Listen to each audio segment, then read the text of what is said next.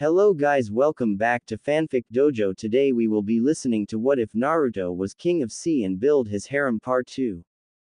Papers were flying everywhere as Danzo trashed his own office, cursing the masked man who had just humiliated him, in front of the whole council no less.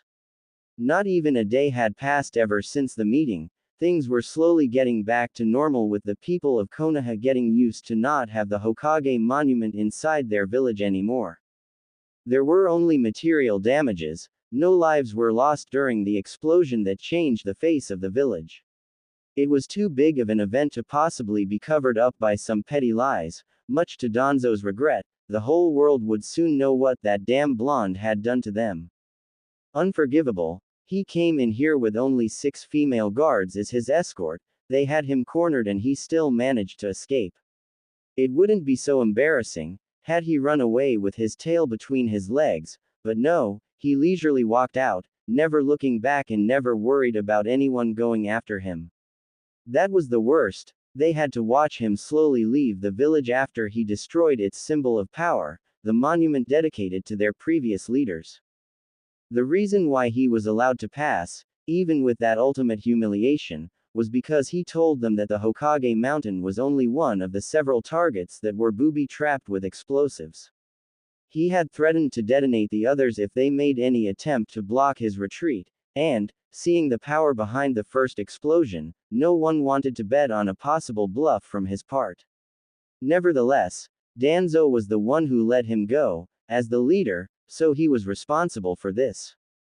Fortunately or unfortunately, depending on one's point of view, it was indeed a bluff from the blonde. They found the burnt remains from several dozens of exploding tags laying all around the Hokage monument but nowhere else around the village.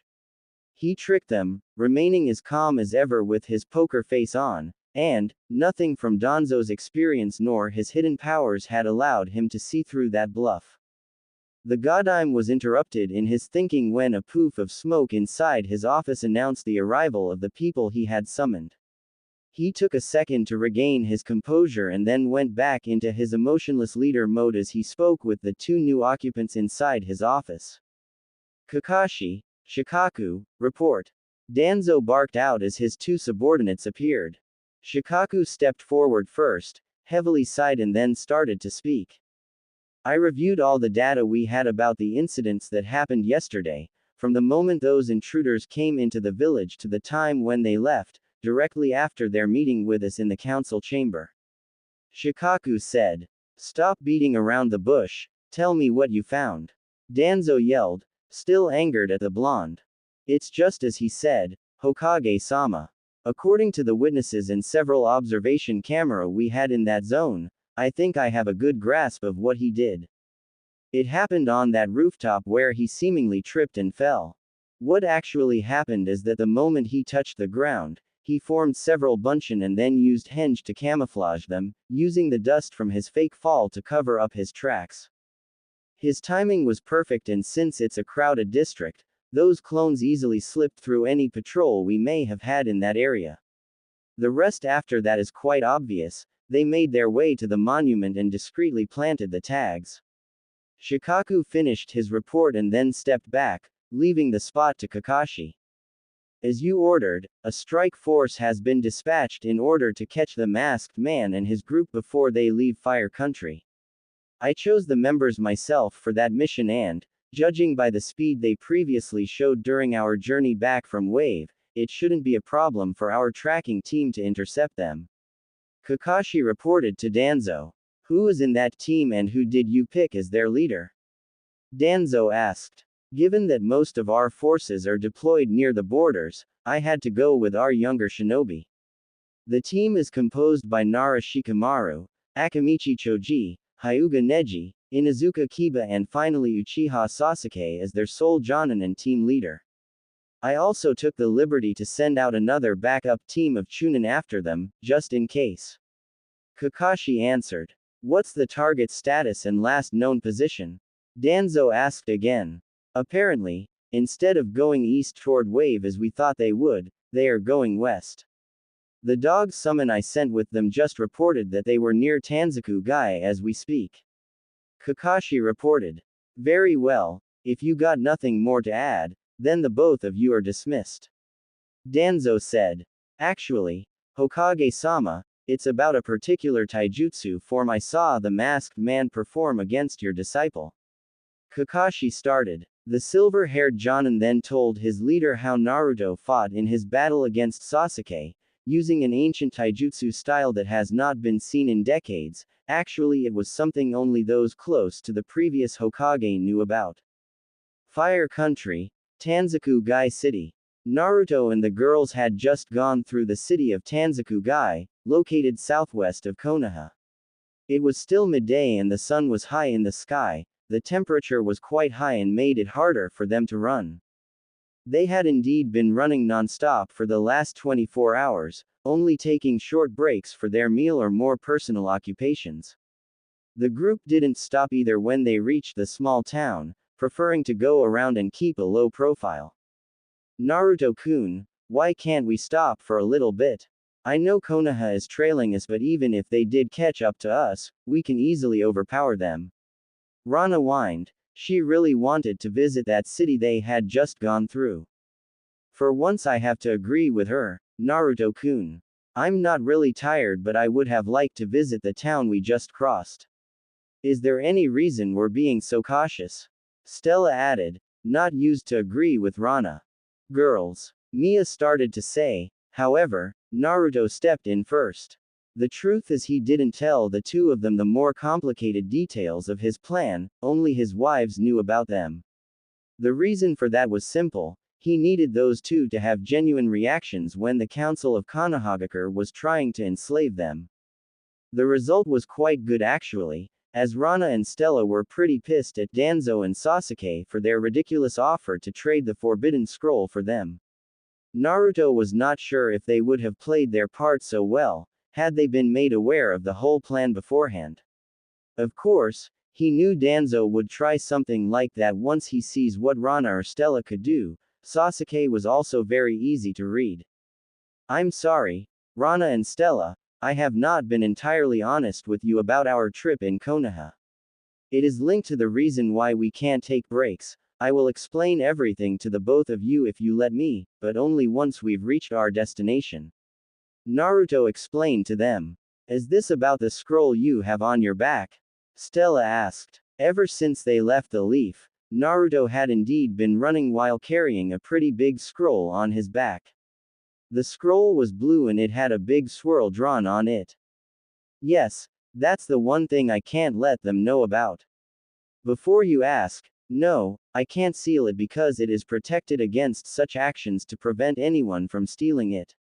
The only reason why my clone so easily took it out from that village was because of the confusion from the explosion and also since they had their eyes on us and not him. Naruto replied, getting nods from the two younger girls. Let's pick up the pace. I can sense 5 chakra signatures behind us. We still have time, but they're getting closer. Galatea announced. Anyone we know of? Naruto asked. Yes. The Hyuga and Uchiha that visited our ship are among that group. I don't know the other 3 though. Galatea replied. With the tracking team, the Konoha tracking team was also running at full speed, using their knowledge of Fire Country. It was the one thing they had over their target, apart from their speed, which was only a bit faster than the masked man's team. Years of mission throughout the country have allowed them to know which path to take in order to catch up faster with their opponents. They were running in a line formation with Kiba at the front, using his superior tracking senses to follow Naruto's group by their smell. Behind him was the team leader, Sasuke, with his Sharingan eyes that looked out for traps. Third was Shikamaru, the tactician and coordinator of the team. His jutsu could be either used as a defense or an offense, depending on the situation. Fourth was Choji, heavy hitter of the group. He would move according to orders given to him from Shikamaru. Last was Neji, covering for their entire rear with his Byakugan and its wide range of detection. Shikamaru sighed as he looked at their group. Sure, it was composed by very promising shinobi, but there is more than just individual raw skills, especially for this type of mission. If Kiba, Choji and him were friends or at least friendly with each other for having gone through the academy together. Neji and Sasuke were the problems. Sasuke was the one who decided on the formation, with some inputs from him of course. However, the Uchiha would most certainly keep all the glory for himself, should the mission result in a success. How far are they from our position, Kiba? Sasuke asked the Inuzuka Chunin. The smell is strong, 1 hour top, if we continue at this pace and they keep theirs. Kiba answered. Judging by the direction they are taking, they are most likely heading for river country. Choji said. What made them go that way? According to Team 7, they left their ship on the other end of the country, near Wave. Neji wondered out loud. There's something wrong with all this. I know that they are aware of our group chasing them, since they didn't take any break nor did they deviate from their path. They are also going west instead of east, where their ship is docked. Even if we were to assume that they hoped, by going that way, to avoid being pursued any further than the borders of Fire Country, there were many other directions to take, especially those leading to our enemies such as Oto or Kumo. Shikamaru analyzed, getting nods from Kiba and Choji while Neji remained neutral and Sasuke just dismissed his warning as the group continued to chase after its target without any plan. With Naruto's group, the blonde and his group had just crossed the borders of river country. It had been 1 hour since Galatea detected the Konoha group when she suddenly stopped running. The group saw that and decided to stop as well, worried about her sudden change of pace. Naruto was the first to reach her as he landed beside the blonde woman. What's the matter, Galatea-chan? Naruto asked the censor of his group. They're almost here, we have 3 minutes before they arrive. Galatea answered her husband. We have almost arrived at our destination, let's try to outrun them for a little bit more. We'll be fine once we reach the main river, do not engage them, just try to defend and run. Naruto told them. They ran like this for another 2 minutes. Naruto looked around to saw that his companions were really getting tired, even the more experienced ones. The younger girls looked exhausted, from all the running they had been doing for the last 24 hours. It was at this moment that the river finally came into view at the horizon, giving Naruto and his group a moment of relief. It was short-lived as the Konoha team also appeared behind them, slightly winded too but ready to fight nevertheless. Naruto's team continued to run, as he threw out what looked like smoke bombs toward the Konoha shinobi. Are you that dumb? These things have no effects on my Sharingan, I bet even the Hyuga can see through it with his lower-grade Dujutsu. Sasuke yelled as he ran straight into the smoke cloud as if it weren't there. Neji narrowed his eyes at the blatant disrespect for his family's Dujutsu, but he chose to follow him in the smoke screen anyway. Kiba, Choji and Shikamaru looked at each other before shrugging and going after their leader as well. I can see them, straight ahead, they are running toward the main river. Neji called out as he and Sasuke were slowly but surely catching up to Naruto and his girls. Wait! Damn it! Shikamaru shouted. Too late, as the Hyuga and Uchiha kept on running. The Nara air couldn't help but find this cloud of smoke weird. First, it didn't dissipate and kept on producing more smoke. Secondly, the smoke was green and not black, as the standard ones he had seen used. Finally, the purpose for that masked man to use that screen was strange as well. If he knew Sasuke and Neji would see him with or without the smoke, why would he use it? Furthermore, one would expect him to stay and fight them inside the smoke instead of continuing to run, in a straight line no less. The Leaf Chunin took some more steps when his eyes suddenly snapped open and he pulled his two friends back forcefully. The strength behind his pull and the fact they were both running at their full speed made Kiba and Choji momentarily lose their breath as they fell on their butt. What the hell, Shikamaru? Kiba yelled as he slowly stood up, followed by Choji who had more troubles due to his weaker stamina. Shikamaru was about to answer when a tremendous explosion shook the entire area. The three of them then saw two blurs as Sasuke and Neji were propelled back from whatever had hit them. The two Dujutsu users also slowly stood back, covered in injuries from the first explosion as more explosions erupted all around them.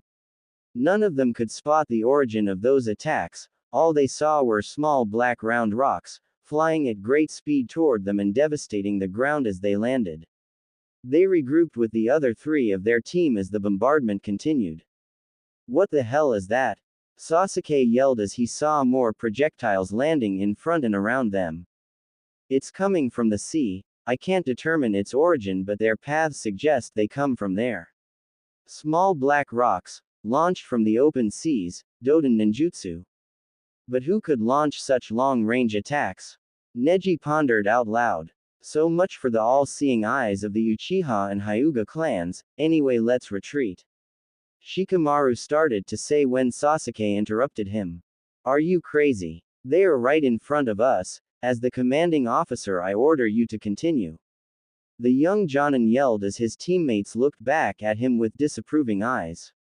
Kiba was about to argue when Neji suddenly yelled, "Take cover, the next one is landing right here."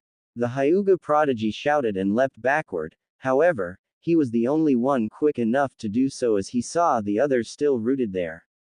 He saw in slow motion as the rock approached his team. On board the Musashi, standing on the deck of another ship from the same class as the one Naruto traveled with, was the one and only Sarutobi Hiruzen.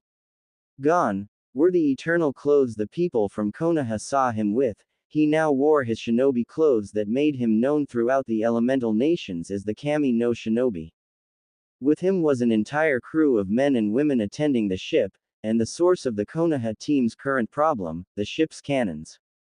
What Neji thought to be Doden ninjutsu were in fact mechanical weapons that fired those projectiles that were currently stocked on the ship's deck. "Continue to target the green smoke, that's Naruto's signal." Sarutobi called as he looked at the field with a telescope. He saw the blonde and his women making their way toward them on top of whale summons that Naruto most likely called out.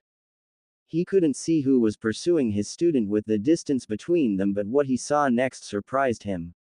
There was a direct hit coming, but it was blocked at the last moment, as a wall of sand suddenly appeared all around and above the pursuers. "Well, that's to be expected of them to make a move. I wonder if Danzo is responsible for this." Hiruzen wondered as Naruto and the girls finally boarded the Musashi. "Hold fire!" the old man yelled as Naruto and his girls walked to him. "Hi sensei, it's been a long time, thanks for the save and the lift," Naruto said as everyone on the deck stood in attention when they saw him. The Musashi, a warship armed with a dozen cannons and capable of housing up to 100 men, departed from River Country's shores, just after they got their passengers on board.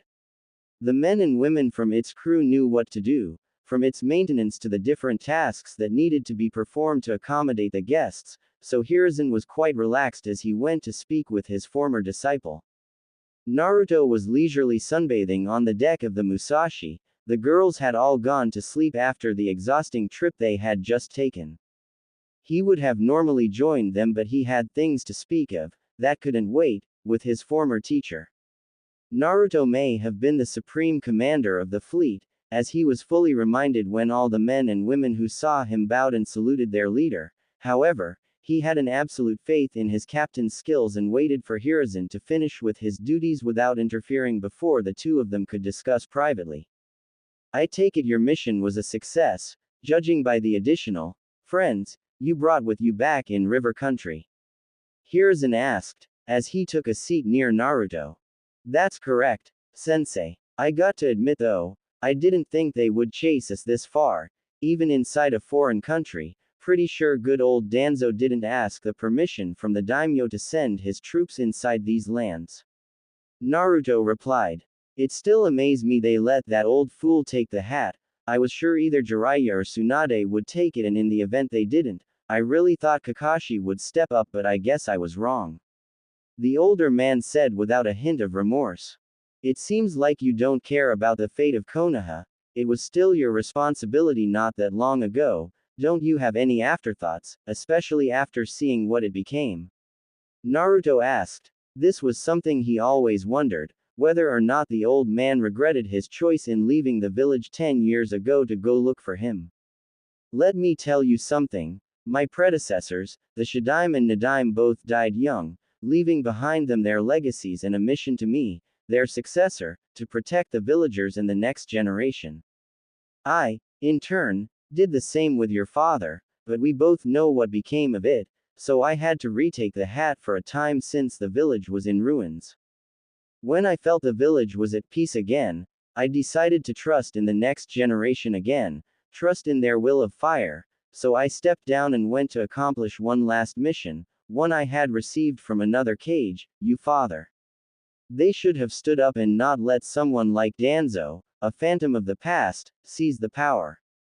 Their will of fire died down and all that happens to them from there is not my responsibility anymore.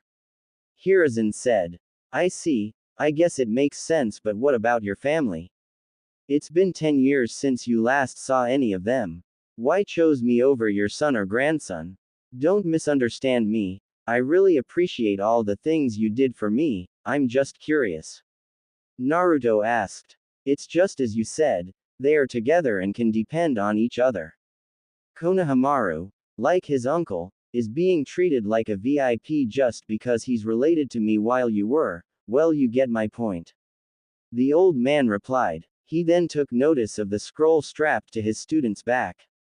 So that's it. The Uzumaki Sacred Scroll, a record of all the knowledge created during the reign of the Uzumaki clan and the reason you risk exposure to Konoha. Hiruzen asked, still eyeing it. This was the first time he ever saw it.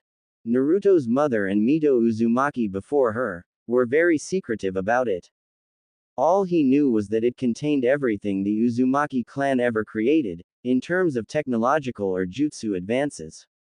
It could have been enough to earn the interest of any leader in the world, since their knowledge in the Fuinjutsu field was quite impressive. However, Naruto was not seeking the scroll for that purpose. He was told by Hiruzen about his Uzumaki origins and also that some others like him sharing the blood of his ancestors may still be alive.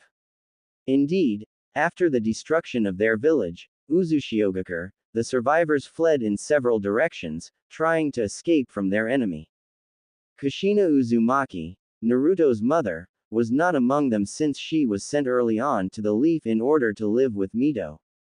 According to Hiruzen, the older woman was obsessed with finding survivors from her clan, and, as the head of the Senju clan, she devoted a lot of time and resources into that quest. Hiruzen thought the scroll could also contains the record of her findings. Naruto was not back here in the elemental nations for power nor revenge, he was here to find out whether or not he still had people he could call his family, sharing the same ancestors as him. This was a long shot and he knew it, but growing up alone, family was the one thing he respected above all. Of course he had formed his own family over time, but in the event someone was still out there, alone or suffering like he did, he wanted to be there for that person. His new family and the people currently following his lead understood that and came with him knowing the risks. It's got several seals protecting it against stealing or unauthorized reading. First there's the anti-seal protection, a classic one. Then it gets more complicated, a anti-genjutsu protection, against the use of henge to hide it most likely. Naruto started to analyze the scroll. Mito sure was someone that knew how to protect her possessions. Hiruzen said with a chuckle as Naruto continued to study the scroll. Next comes the truly interesting part. There is an active blood seal, the variant of the classic blood analyzing one. Only a living Uzumaki with a regular heartbeat will be able to unlock the scroll by applying his or her blood on that seal. This was done most likely to protect it against anyone who would have stolen the blood of an Uzumaki. Furthermore, any interference, due to external threat if someone is somehow forcing an Uzumaki to open the lock, will be detected and blocked. The same applies to someone on the run, be it an Uzumaki or not. The scroll can only be opened by someone not running away or forced to do it. Naruto said. No wonder it's still safe to this day, even with Danzo in command for more than a decade. I never tried to open it, but somehow I can tell my old comrade Danzo tried with everything he had, only to fail. Where did you find it anyway? Was it still stashed in the Hokage vault? The old man said. Yes, and with your instructions and them focused on me and the girls in the council room, it was really easy to retrieve it. They really left the same defenses and patrol rotations as in the past. I'm seriously starting to wonder if it really was necessary to create a diversion in the first place. The blonde answered his sensei. All right then, what are you waiting for? You aren't on the run anymore and you do match all the other requirements needed for someone to open that scroll. No matter what you find in that scroll, you already have a family and friends that love you. Whether or not you are the last Uzumaki on Earth doesn't change who you truly are and what you achieved on your own over the years. The captain of the Musashi told his fleet commander, seeing him hesitate. The blonde nodded to his teacher and then cut his finger a bit, in order to draw some blood for the seal. He then held the scroll and let it analyze his pulse and blood for some time. During all this, Hiruzen looked anxious for his student. Sure, he told him that it was fine and all, but he was still worried for Naruto. After some time, a clicking sound could be heard from the seal and it seemed like a lock just opened. Naruto pulled his hand back and both master and student looked as the scroll finally snapped open in a puff of smoke. As the smoke cleared out, 3 smaller scrolls appeared, each had different markings on them. The first had the word, Jutsu, written on it, the second had, Technology, while the last one had, Uzumaki, on it. Naruto put the first 2 aside and obviously went to check the third one first, using his blood again to open it. The blonde quickly scanned its content and then smiled at Hiruzen who was looking at him the whole time. This is everything Mito and my mother found out about the few Uzumaki refugees who managed to escape the destruction of Uzushiogakure. It's organized in several family trees, each one retracing those families back to their roots in Uzu. I'm on the same one as my mother. There's Mito too, with your former student Tsunade in the same as hers. Confirmed deaths are marked with a cross over their names. Unfortunately, most of the names are crossed and date to the previous generation, the same as my mother's. I'm one of the very few from my generation. Naruto announced. I take it by your tone and smirk that you found out you are not alone. Sarutobi asked him. You are correct, sensei. There are still 4 names that are not crossed out in the register, mine and 3 others. 2 of them are from my generation while the remaining 1 is from my mother's generation. It's not really giving specific names for them, only their lineage and probable location. Naruto replied as he studied Mito's and his mother's researches on their clan members. I see. I'm glad for you, but don't forget it has not been updated since your mother died. They may or may not be alive anymore. Everything is possible in the ninja world. Don't get your hopes too high for now. Anyway, where will you be going first then? Hiruzen said to him. What can you tell me about Ugakure? Naruto asked with a smirk. Rice Country, Otogakure. A week passed since the events that took place in Konoha with the news of the team that destroyed the Hokage monument spreading throughout the world. It was impossible for Danzo and his goons to cover up the whole event, since the damn thing could be seen from miles away. Only few people knew the truth about it, namely the council. It was decided to pass it as a terrorist attack instead of Naruto bluffing them and calmly walking away from the village without anyone stopping him. Of course, the blonde was still held responsible for the bombing. The council meeting was erased from the records and they made it look like he attacked Konoha without a reason. One man was very interested by such news. Anything that made Konoha look like fools caught that man's attention. Orochimaru, former student of the Sandaime Hokage, was quite eager to meet the man who brought Danzo to his knees. He had to hold off on his plans to destroy the leaf 10 years ago, with the Sandaime suddenly disappearing and Danzo taking his place. The War Hawks wasn't as easygoing as the third when it came to security. As such, it was much harder to infiltrate the leaf than during the previous Hokage's reign. Orochimaru remained patient and forged alliances left and right, waiting for the right time to strike against his former village. Kabuto, have you found anything of use on that man? Orochimaru asked his second in command. In addition to what we already knew of him from his profile in the bingo book, I was also able to discover that the whole story about him attacking the leaf with no reason is a lie, made up to hide the fact that they couldn't stop him.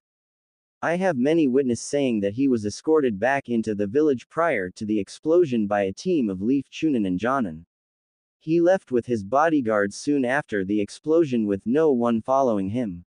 Whatever motivated him to attack them happened during the meeting he had with them after his arrival. He must have anticipated their conversation and went in prepared. Kabuto answered. Of course he did. No one would attack the supposedly strongest village in the elemental nations with no good reason. That man is very interesting. Have you any clues to where he could be right now? The Otokage asked. Not precisely, I'm afraid. I lost all track of him in river country when he escaped from the Leafs pursuit team. He apparently left using the rivers that led to the sea, and from there he could really be absolutely everywhere in the continent or even around it. Kabuto explained. We may try our luck in Yugakure, since it has one of those port town that his fleet uses for their business. The only other one I know of is in Wave, and I doubt he will show up there again for some time since it's the one he came from when he was escorted back into Fire Country by Konoha. The man added. Very well, you will send to Yuya to find out more clues about him and his group. She comes from there, so it might help. Orochimaru replied with a smirk as Kabuto nodded and left the room to go execute his master's orders. Wind Country, Sunagakure. Shikamaru opened his eyes as he woke up in a room that he didn't recognize. He then remembered that he was not in his own house. As a matter of fact, he was not even in his own village. They had been escorted back into Wind Country by the Suna team that saved them from the last attack from the masked man forces in River Country. Going backward into Fire Country was not an option, as the daimyo had sent his forces to check out the area where countless explosions were heard. Given that they did not receive the permission to cross, much less fight, into these lands, they had to escape from another embarrassing humiliation and decided to follow after the Suna team. They would lay low for a few days and then discreetly go back home, where Danzo would most likely yell at them for failing. All in all, he wasn't that sad to not go home directly. The Nara heir also knew that the backup team that was following them would not go through the borders of River Country as they did, albeit under the orders of Sasuke. Speaking of Devil, Sasuke and also Neji were not at the top of their game since they suffered injuries from whatever jutsu the enemy was using. Without the help of those Suna nins, they would most likely be dead right now. Shikamaru then thought about the very jutsu that saved their lives. A wall of sand appeared around them and blocked the black rocks that were thrown at them.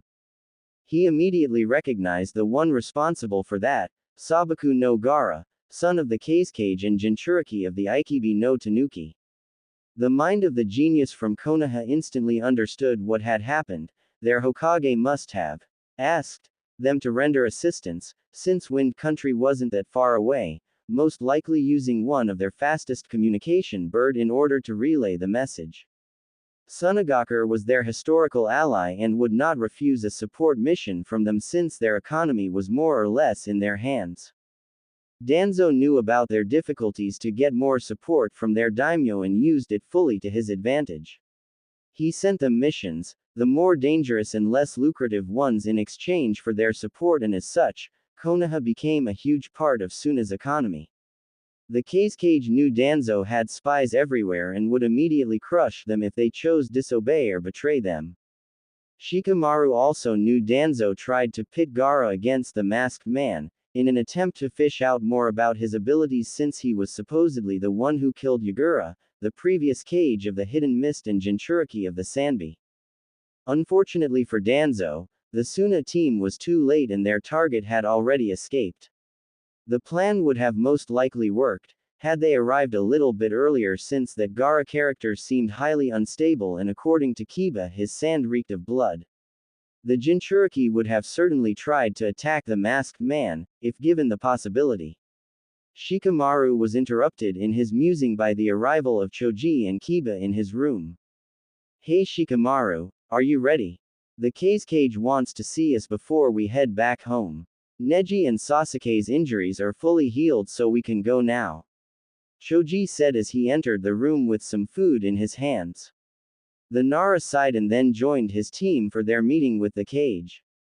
Hot Springs Country, Northern Shores. Naruto and the girls were on the deck of the Musashi, everyone fully rested and ready to disembark. Hiruzen suddenly appeared from the captain's quarters and came to them with a small book they all recognized. It was a newly edited version of the bingo book, and seeing his face, they could all take a guess at whose profile was updated.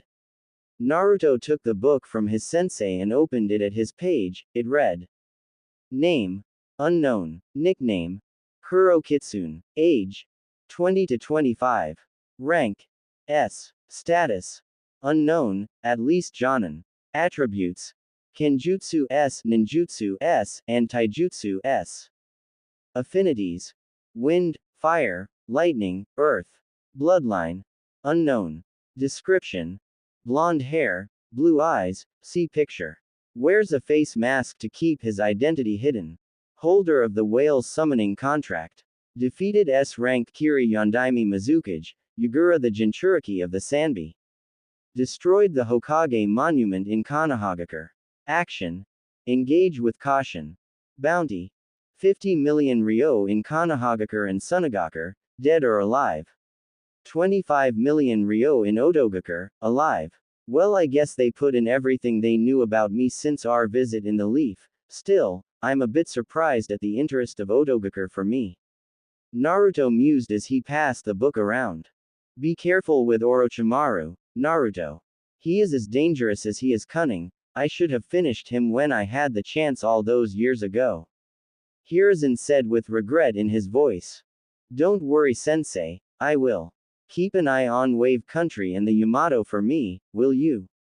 The blonde reassured his teacher and then left the ship with the girls. The Musashi left not long after that and made its way to Wave Country. Tayuya and her team were currently crossing through Hot Spring Country, not even bothering with camouflage or anything of the sort, since Orochimaru had received permission from the daimyo to travel the lands as he wished with his armies. The leader of Odogakure had in exchange promised to leave the main village and capital alone, Ugakure. There was not much that could be done, since Kumo was pushing from the other side of the borders and Konoha would not move, fearing to expose themselves to both Odo and Kumo. This resulted in Hot Spring Country becoming a fake neutral zone in which shinobi from both Odo and Kumo could freely move without questioning from the local authorities. As such, the redhead deemed it unnecessary to disguise herself until she and her team reached the port town. Speaking about that squad currently traveling with her, they were Kintsuchi, Kodohime, Kagero and Sasama Fuma. Together they formed Odogakure's Five Diva, a group that's exclusively composed by Kunoichi, out of the regular army and only reporting to Orochimaru himself. Kin and Tayuya were childhood friends, growing up together in the village of Ugakure before they were recruited by the Snake.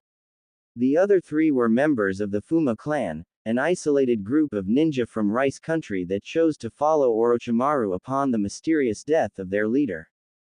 Being all orphans, they understood each other quite well, becoming quite famous over the years for their flawless teamwork.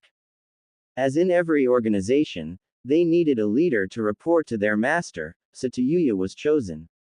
She was selected for that spot despite not being the strongest. Orochimaru never explained why, not that anyone would question him. Their squad was highly respected, second only to one other team from Odo, the Sound Four, a group exclusively composed by the strongest shinobi of their country that inspired fear among all their enemies and even allies for their ruthlessness and lack of restraint. Even though the Diva weren't as powerful as the Sound Four, they had something the other squad didn't: strategy. Indeed, the five of them were all skilled strategists, with Tayuya being the brightest.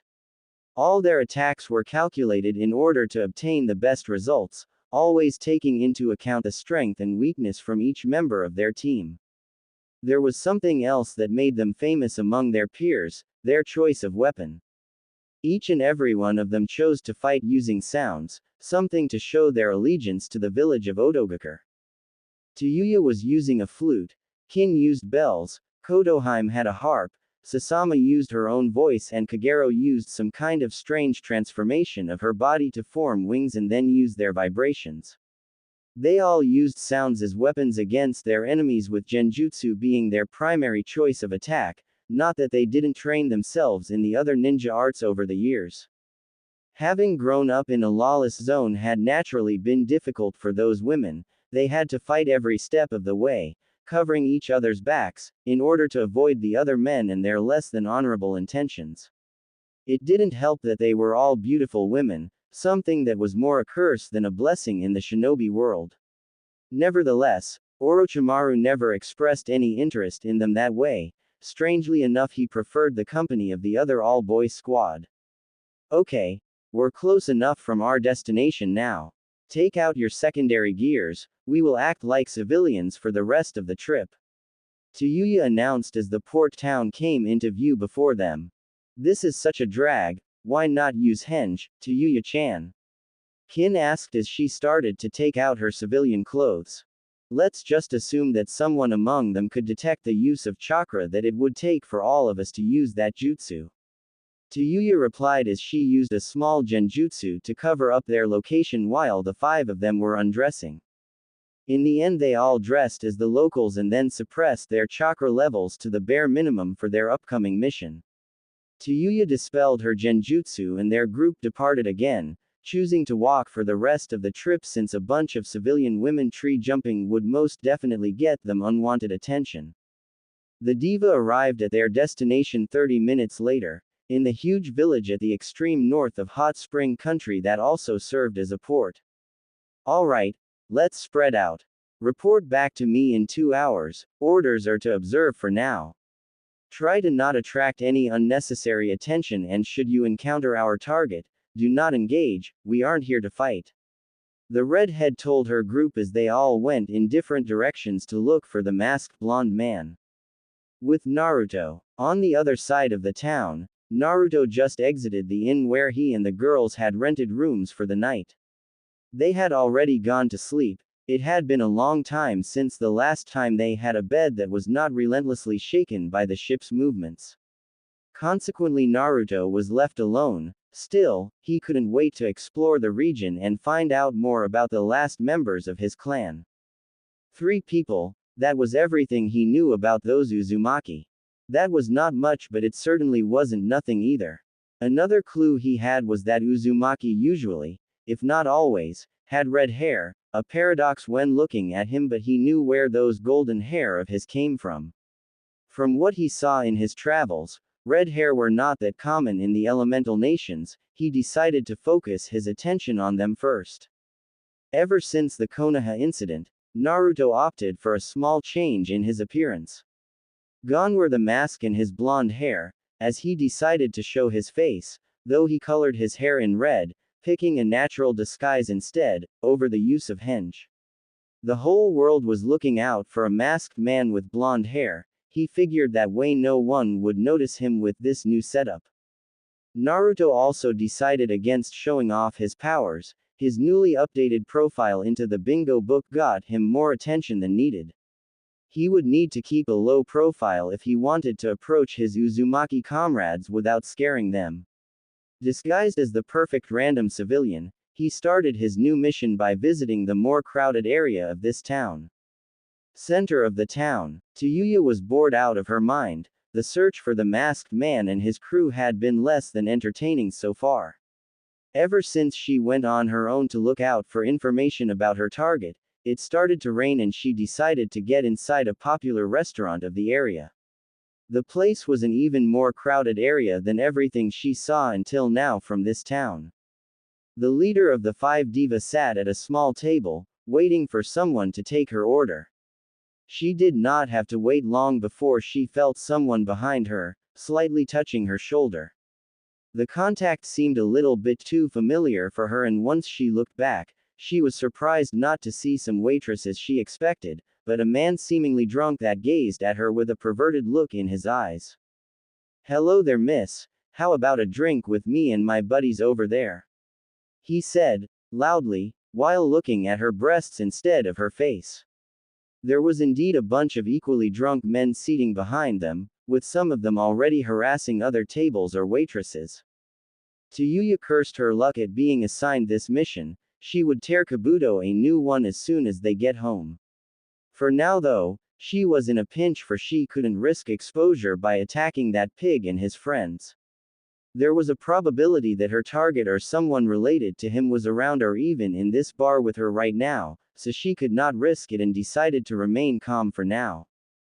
Who the fuck is that shit stain trying to hit on? He's so lucky I can't use my powers on him right now, or he would be in a world of pain right now. She yelled in her head while looking at the man.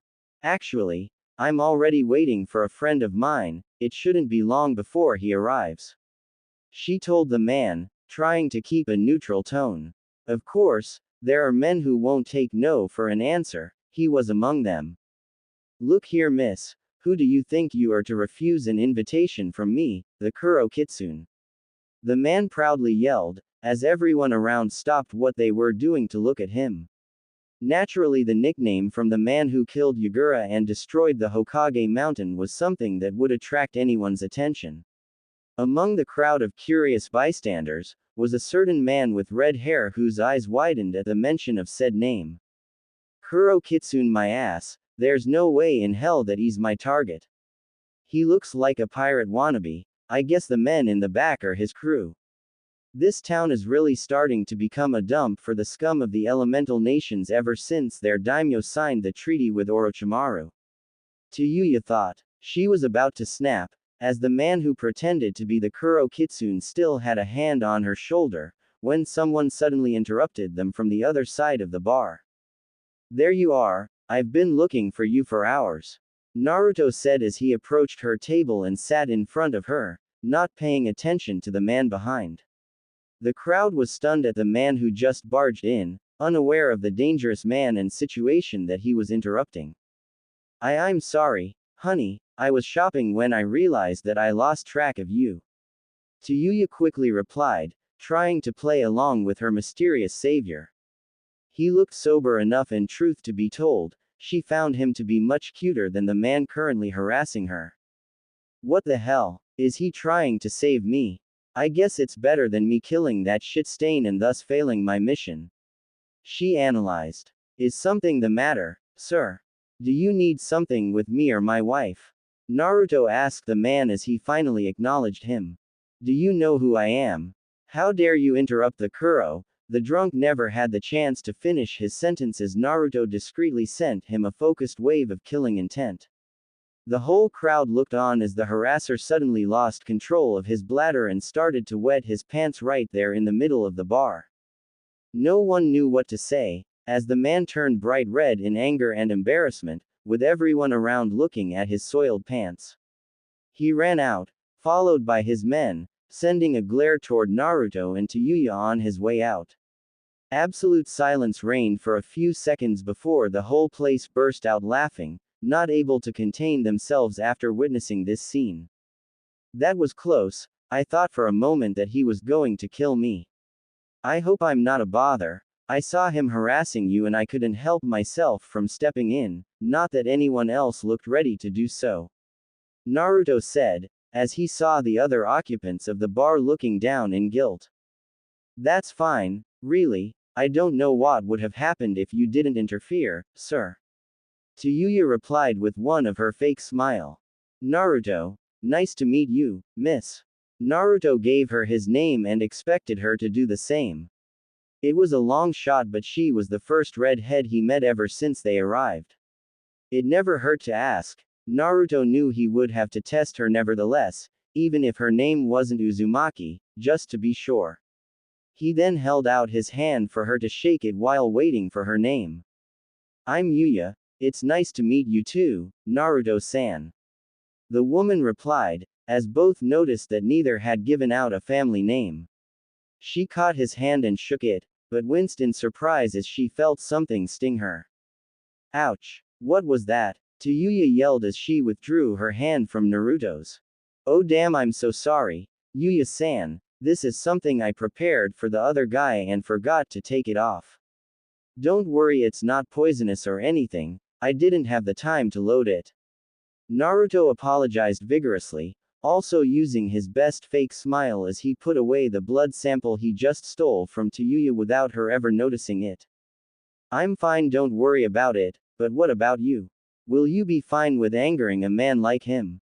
He said he was the famous Kuro Kitsune after all, I wouldn't want to have him for an enemy. She asked her savior. The what? He instantly fired back at her, taking his best ignorant look, hoping his acting skills were good enough to fool the beautiful red head in front of him. You went in without knowing who you were dealing with? Tayuya asked in disbelief. I'm sorry, I am a traveler and I have to confess that I don't know any Kuro Kitsune. Is he a famous samurai or something? Naruto innocently asked again. As soon as Tayuya knew that Naruto wasn't a local, her behavior changed. Damn, I lost my time with this one, he's not from here. He won't know shit about the target. Damn, I'm really having a shitty day. Where the hell are Kin and the others? I hope they had a better luck than me. She thought as she took out a bingo book and handed it to Naruto.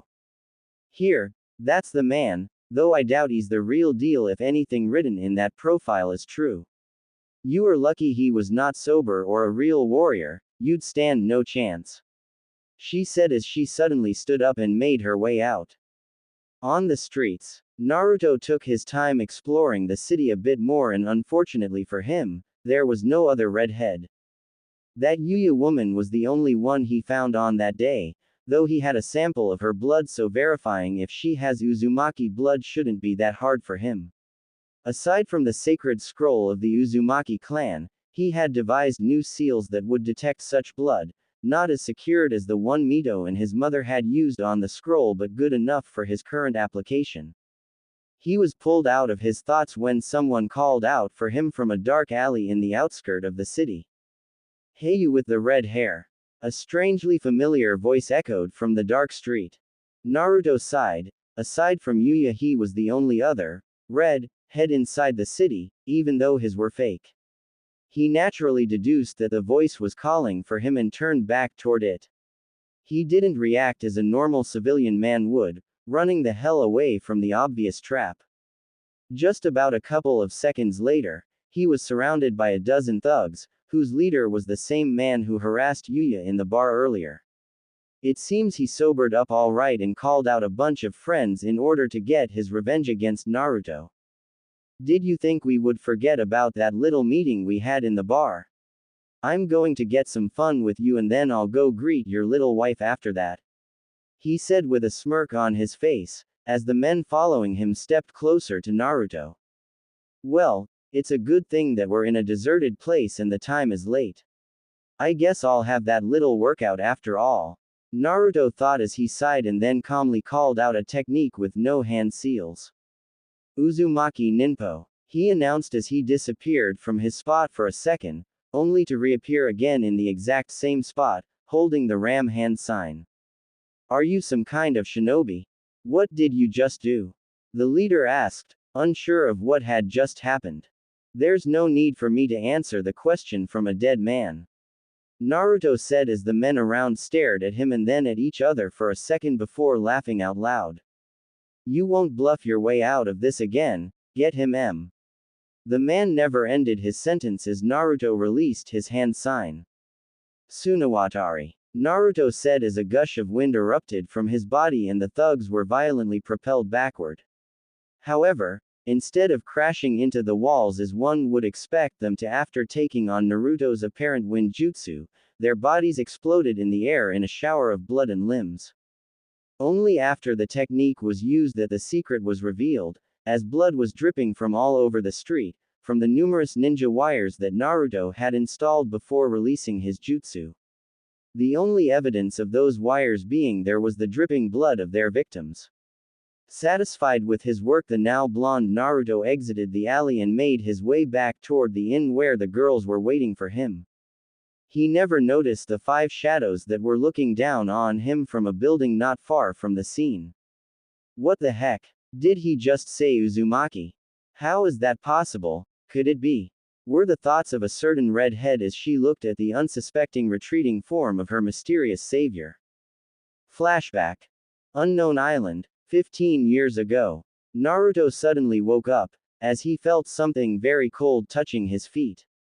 Everything around was bright and he felt lightheaded, after standing up too quickly. Looking around, he was stunned to see that he was all alone and apparently on a beach. The cold sensation he felt earlier on his feet was the water from the sea, and, judging from its low temperature and the current position of the sun, it was still quite early in the morning. The boy was confused now. The last thing he remembered was the ship that he and Gigi took for the special mission the old man had to do. He went to sleep and the next thing he knows he's here, on this beach all by himself. His young mind couldn't understand what was going on, so he did what a lost boy would do in his shoes. He started to run frantically all around the beach, shouting, "Gigi," and looking around to see if he could locate his surrogate grandfather. The boy ran around like this for hours, his abnormally high stamina allowing him to do so. When he finally spent all of his remaining energy, he fell to his knees with tears in his eyes. He completely ignored the burning sensation on his naked feet from running non-stop on the now burning sand of the beach. In his chase he never noticed that he ran in a circle, all around a medium-sized island. That's when he realized something. Did his Gigi abandon him too? He couldn't help but wonder. It was too nice to be true. The old man never had the time to stick with him and suddenly, he asked him if he wanted to come on a vacation trip with him. Naruto started to doubt. Maybe this was his fault too. He always played pranks and never listened to the old man. Perhaps it was a punishment for him. The 6-year-old boy continued to despair on his current situation when something shiny caught his attention. He immediately recognized the item. Growing up in a shinobi village, he knew what that small knife was, a kunai. It was like a sign from the gods themselves and, in his current emotional state, some dangerous thoughts started to wander in his young and fragile mind. It would be so easy to end his suffering. He was not stupid, he knew about life and death. Living in one of the poorest section of the village, he had already come across crime scenes quite often in the past. A particular memory flashed in his mind, about a sad-looking man plunging a kunai in his own heart to never wake up again after that. The blonde made up his mind and slowly raised the kunai in front of him, pointing its blade toward his chest, as he had seen the man do back in the village. He prepared his move, one last thought in his head about his Gigi, then closed his eyes and moved his hands. "Stop right there," a strong voice yelled, making him freeze in his position and drop the kunai on the ground. Turning around he saw no one and wondered who just called out to him. That's when a searing pain erupted in his head and he blacked out shortly after that. Naruto's mindscape. The blonde opened his eyes and found himself in a strange-looking place yet again. He was in a dark room that looked like a sewer to him. Of course he knew what a sewer would look like, having been thrown in one by a drunk villager in the past or hiding in there when he needed an emergency exit. Naruto never questioned the fact that one second he was on a deserted beach and the next moment he finds himself in this place. Curiosity and his childish naivety overcame any sense of logic his young mind could possibly have at this time, and he decided to move on without looking back. Contrary to the sewer in Konoha, this place was not much of a maze since there was only one way to go. He followed the path, straight ahead to find himself in a much larger room, with a gigantic cage in the center. There was a sign on the cage's lock. Unfortunately for him though, Naruto didn't know how to read, so the meaning of the writing on it was lost to him. "So we finally meet, Naruto." The same loud voice that stopped him earlier echoed throughout the room. Naruto couldn't determine its origin, but he could only guess that it was coming from the dark space inside the cage. Who is it?" the boy asked fearfully while looking inside the cage. When his eyes finally got used to the darkness around, what he saw inside the cage stunned him even more than the beach from earlier. In front of him stood a giant fox with 9 tails flowing behind its back. "Now that you see me, do you have any idea of whom you are talking to?" the creature asked him, crouching down and bringing its face close to the ground to appear right in front of the cage's lock. Kyuubi, but I thought the Yondaime killed you. Every year the villagers celebrate your death. I'm sure of this since it's the same day as my birthday. Naruto replied, not sure in what to believe any longer. Yeah, well, I'm not so easily killed, boy. The Hokage did the next best thing he could, he sealed me. Do you know where? The fox asked him. Me, Naruto said, too shocked to say anything else. Everything fell into place with this piece of information. The hate and everything else was a result of that fateful day 6 years ago when the Yondaime sealed the most powerful demon to have ever walked the earth in his gut. That's right, monkey. Because of that our fates are now linked. If you die I die. Now, what on earth were you trying to pull earlier with that kunai? Do you know how much I had to spare in order to save our lives when you were thrown into the sea? The fox yelled at him, angered by his previous actions. I'm sorry, please don't be mad at me. I thought I was all alone again. I thought Gigi left me to die because I did something wrong. Naruto replied, tears in his eyes. The next thing he did surprised the fox greatly, as the little blonde leapt forward and tried to hug its face. Seeing this, the creature froze for a moment. Never in its long captive life had a host been so close and careless. Of course Naruto was still young and didn't realize how dangerous the Kyuubi could be. Seeing the weeping boy, the creature sighed, knowing it would be difficult to proceed with the blonde in this state. Naruto was surprised and had to take a few steps back, out of the cage when the body of the fox in front of him started to glow in a bright red light. The boy was blinded for a few seconds before the light disappeared. What he saw then was even more surprising than everything that had led to this moment, for in front of him stood a woman instead of the giant fox. There, it should be easier to speak with you with this form. The woman said. She had long red straight hair that reached her waists. Her eyes were also bright red, with a slit right in the middle. The only physical differences between her and a normal human woman were the 2 fox ears she had and the 9 tails that came out behind her. The only clothing she had was a black kimono. It barely covered her body, but Naruto was both too young and distracted to notice such things. Kyuubi, is that you? How is this possible? I thought you were a demon fox. Naruto stuttered out as he continued to stare. No, I'm Santa Claus, replied the woman with a sigh. Her eyebrows twitched when she saw the confusion in his eyes, most likely not getting her reference. Santa what? The boy asked, oblivious to the joke. You know Santa Claus, fat old man with red clothes and the white beard. Never mind, just call me Natsuki. The now identified Natsuki replied. She closed her eyes and, out of nowhere, a couch materialized itself right behind her and she sat down on it. Where are we, Natsuki-chan?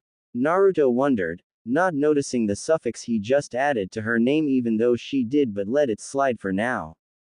We're in your mind. I had to bring you here before you tried to hurt yourself again, fool. Natsuki said, still mad about almost dying because of her host's weakness. She had to calm herself though, when the boy started to look down with tears in his eyes. Listen, I have a deal for you. You obviously can't handle the situation outside on your own and I don't want to die because you were too weak to defend yourself.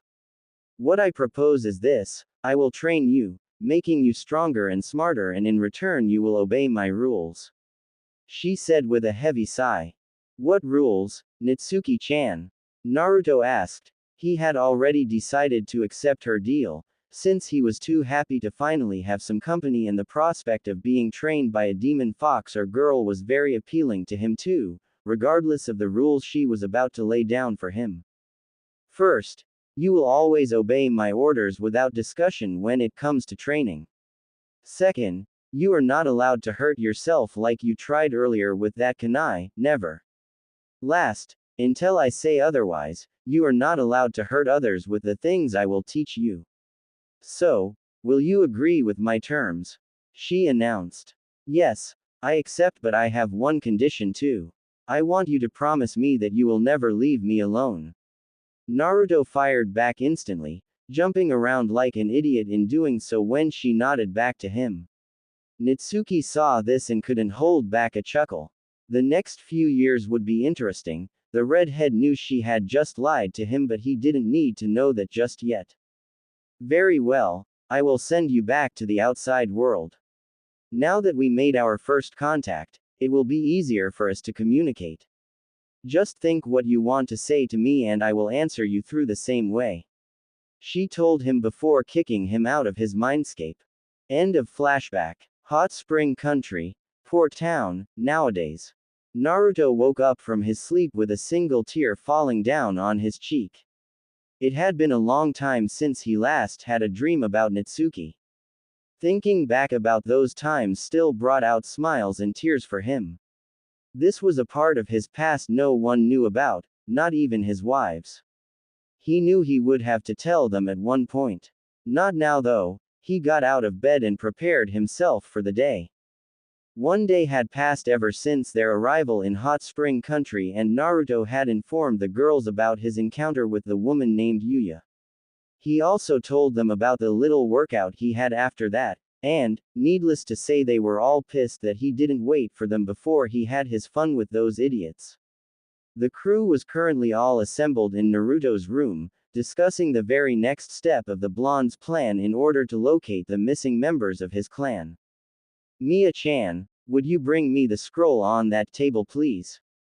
Naruto said, showing a small red scroll with a complex-looking seal on top of it. Mia nodded to her husband and went to retrieve the item for him. Thank you. Now all of you take a step back, I will perform the testing. Naruto said as he took out a ring from his pocket. It was the one he wore the day before, when he took a sample from Yuya's blood in the restaurant. He very carefully applied a drop of the sample on the seal and waited for the result to come out. As soon as the drop of blood came into contact with the seal, it glowed red for a moment before the scroll was unlocked in front on Naruto and his girl's eyes.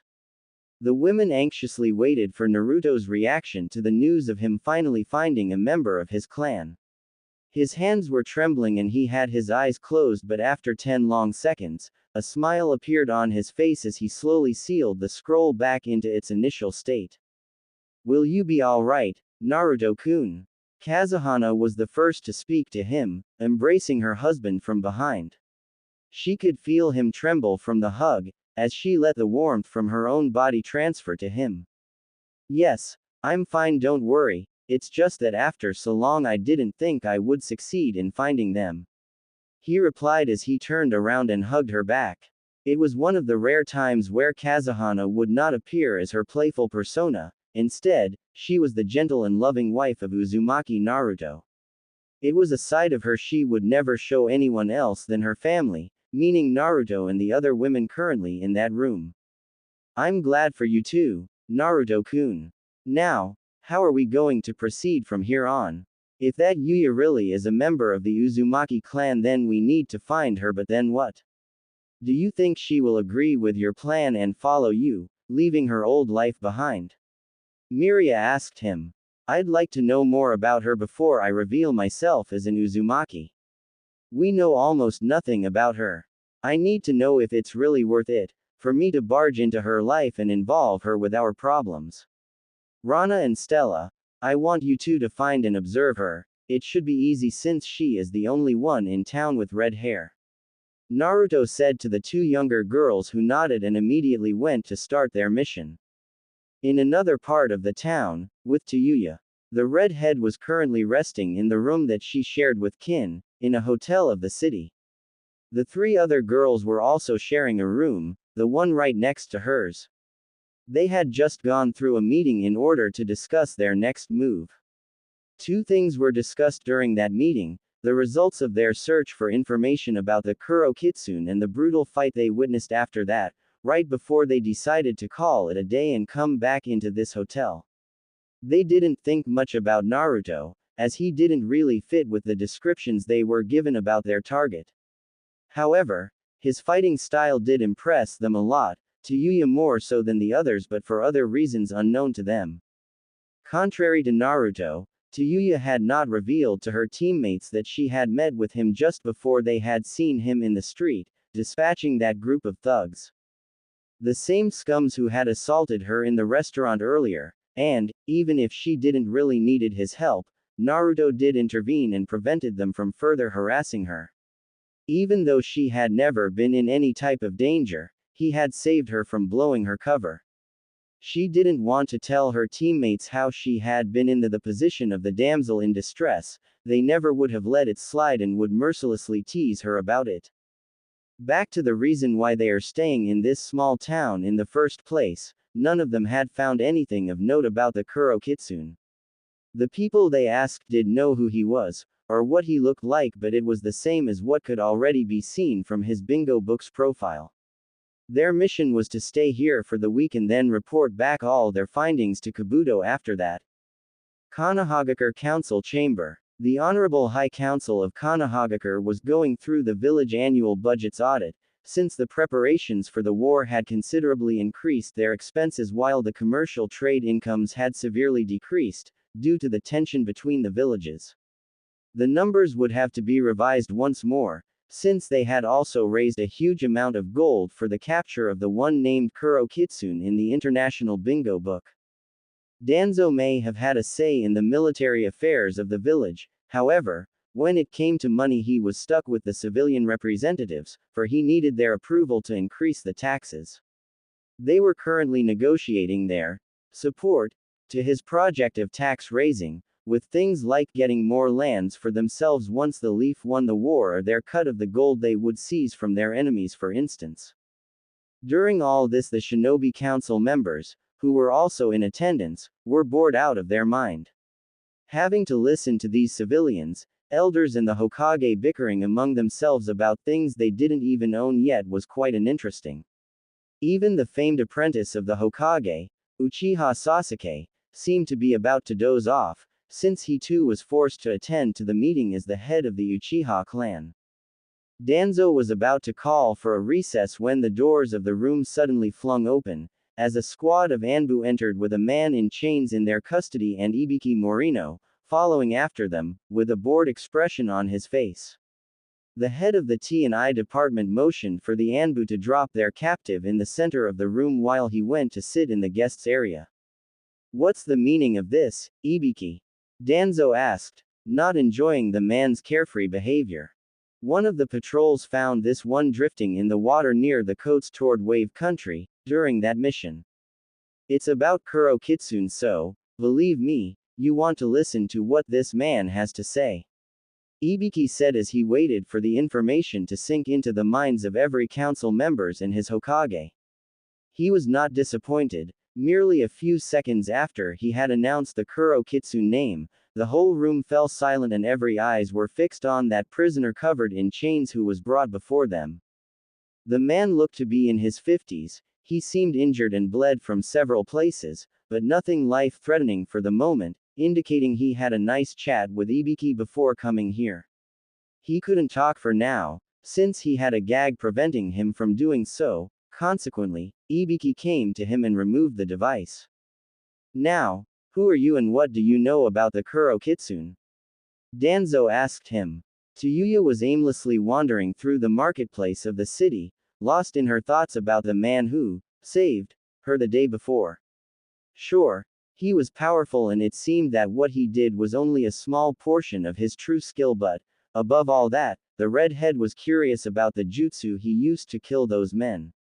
She clearly heard him call out the Uzumaki name before unleashing his jutsu, a name she never imagined she would hear again in this lifetime. It was a very well-kept secret that she too was a true Uzumaki. A long time ago, before her life as a kunoichi, she had loving parents and lived in the outskirts of Kurigakure. Everything then changed one day, when some shinobi from the Bloody Mist attacked her home and killed both her parents in cold blood. The only reason for all that was the bloodline purge that was started by the Mizukage of that time, Yagura. She managed to escape from that massacre with the help from her mother, pushing the young girl into a hidden room of their house at the last moment. She had to watch Yagura's men slaughter her parents in front of her, a scene that had ever since and forever will haunt her dreams at night. She left Mizu no Kuni soon after that, all alone, with only her Uzumaki's bloodline as a way to protect herself in the merciless shinobi world. From there on she wasn't Uzumaki to Yuya anymore, only to Yuya. No one in Odo knew about this and she had kept the secret to herself until now. Not even Orochimaru nor Kin knew about it. She had herself started to forget about the Uzumaki name before meeting that mysterious man. It was the first time in more than a decade that she heard that strange yet familiar name. This was the sole reason why she had not informed her team about that encounter with that man in the bar, prior to witnessing him brutally kill those idiots in that dark alley later on. She couldn't be sure but still hoped that no one, beside her, heard or noticed him calling out his jutsu. It would spell troubles for her if Orochimaru or Kabuto learned that she held off such information from her team. In her musings, Tayuya failed to notice that she was being followed, not by one or two people, but three of them. The first one was spying on her while walking right behind her. Rana and Stella were shadowing her from a safer distance, masking their presence to the limit. Of course they noticed the extra one, but continued their surveillance as per their captain's orders, taking notes on both Tayuya and the one following after her. On the other side of the town, Naruto remained alone in his room. His wives had gone shopping. He didn't even try to stop them as it was a lost cause and he already resigned himself to let them spend as much as they wanted to. He still remembered the dream he had when he woke up and slowly closed his eyes as those old memories assaulted his mind once again. Flashback. Unknown Island, 10 years ago. 5 years had passed ever since Naruto arrived on this deserted island. Still oblivious as to how he ended up here in the first place, the blonde decided to move on with his new life. Things had indeed changed for better in his life, the most important one being the meeting with his tenant, the Kyuubi. The encounter resulted with him gaining a companion in his lonely life, and much more. He wasn't the same malnourished boy he was when he first woke up here, 5 years ago.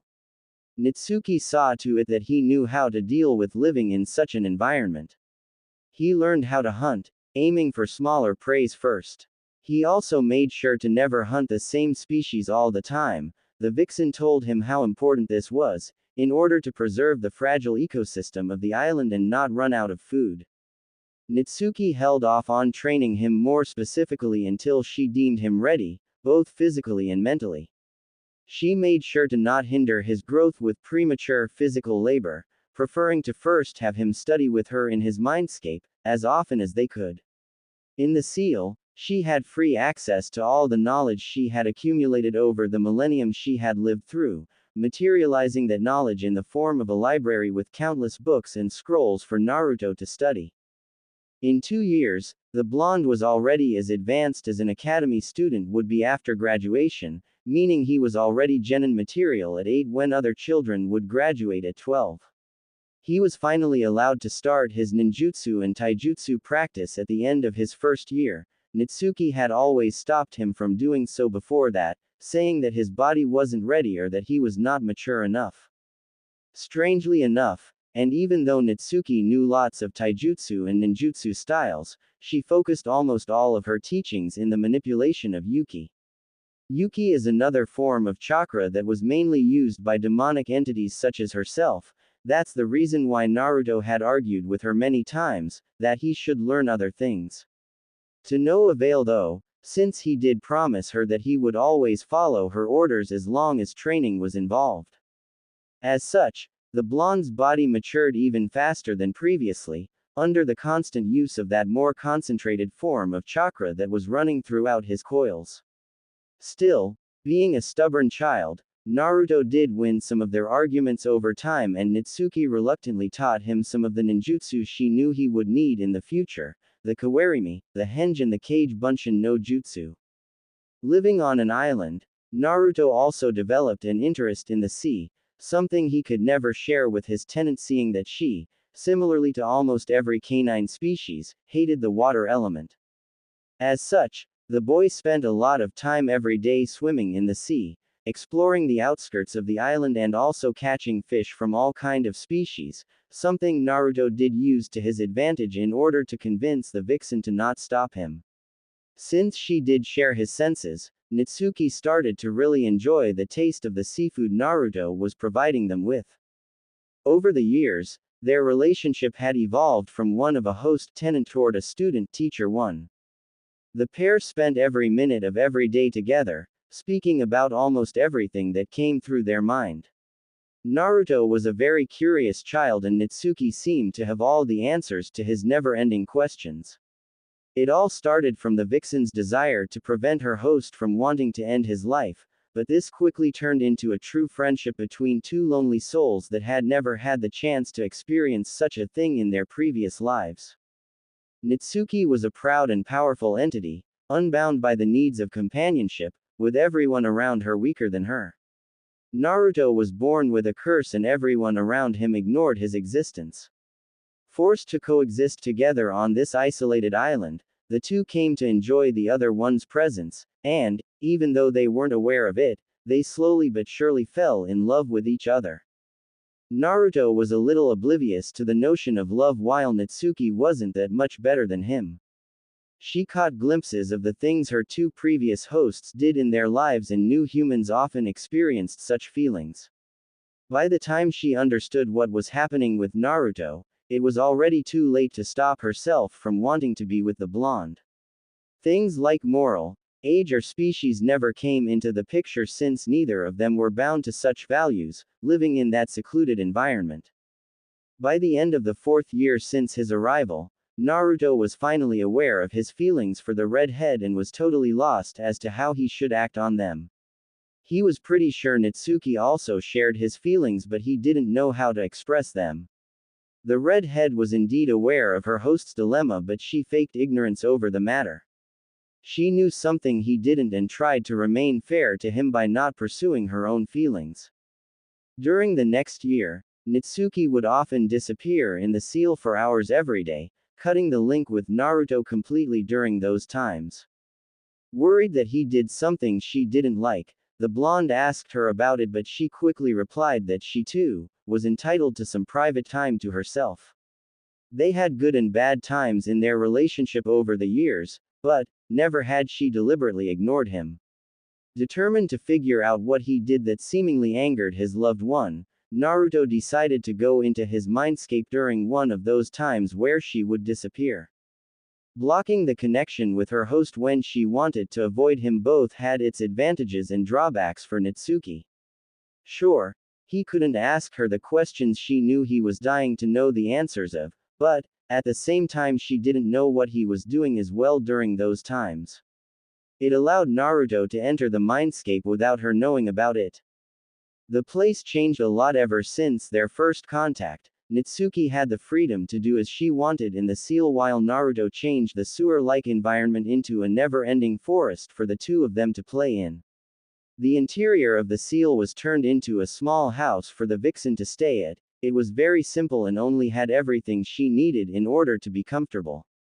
It was the night of their 5th anniversary of being together on that island. Naruto went in her house, seeking answers from the vixen about her late behavior. Upon entering, he heard sobs coming from her room.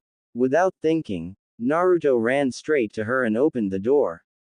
There, he saw his loved one laying in her bed, with tears in her eyes. "What's wrong, Natsuki-chan?" the blonde said as he tried to hug her and wipe the tears away.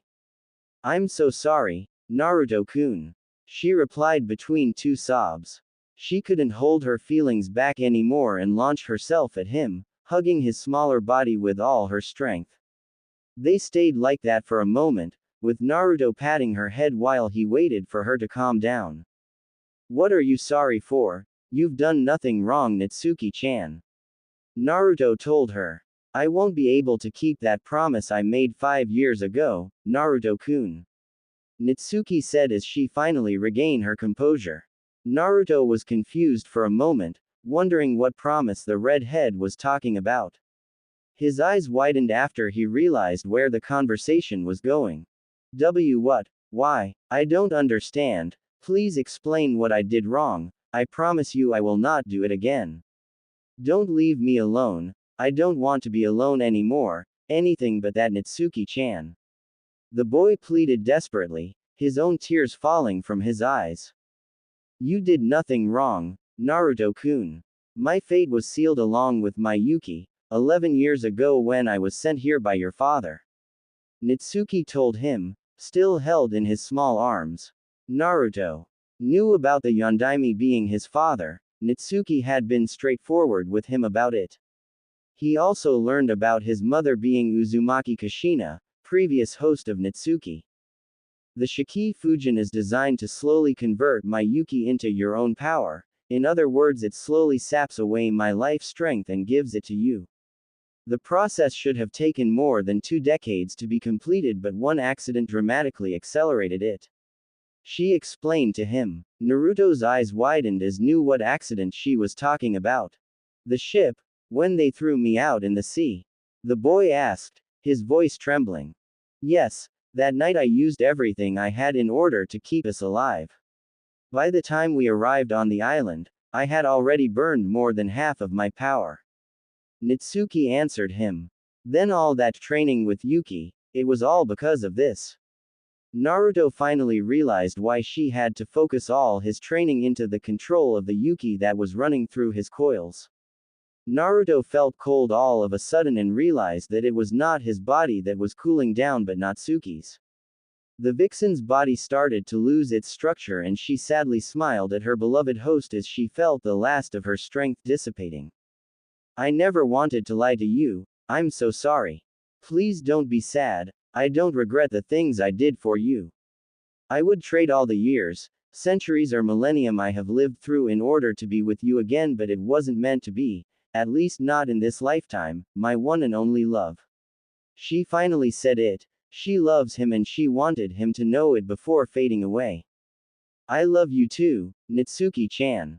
Please don't leave me alone, I'm so scared to be alone again, you're everything I have in this world. The boy cried his heart out as Natsuki continued to disappear. He could only watch helplessly as her body glowed for the last time and Yuki leaked out of her to go into his own body. Uzumaki Naruto, here is my final command for you. Do not live in the past, you are the only man I ever loved, you are destined to greatness. I want you to forget everything about me and forge your own path. You have all my former powers, use them as you wish as you are now the most powerful human being that ever walked this earth. Were the last words of Uzumaki Natsuki, Naruto's first wife, even if no one knew about her beside him. End of flashback. I'm sorry Na-chan, I didn't obey your last order, I didn't forget about you. You lied to me too, so I guess we're even. Naruto thought as he finally fell asleep. He was alone inside his mindscape, the place had not changed much. The house was still there instead of the giant cage that used to be the seal. The only thing that changed was the weather. Ever since that fateful night, it rained in the forest around the house, it never stopped raining in the past decade. Fire Country, Konohagakure. The whole assembly was silent and all eyes were focused on the man brought before them, as they waited for him to answer their Hokage's question.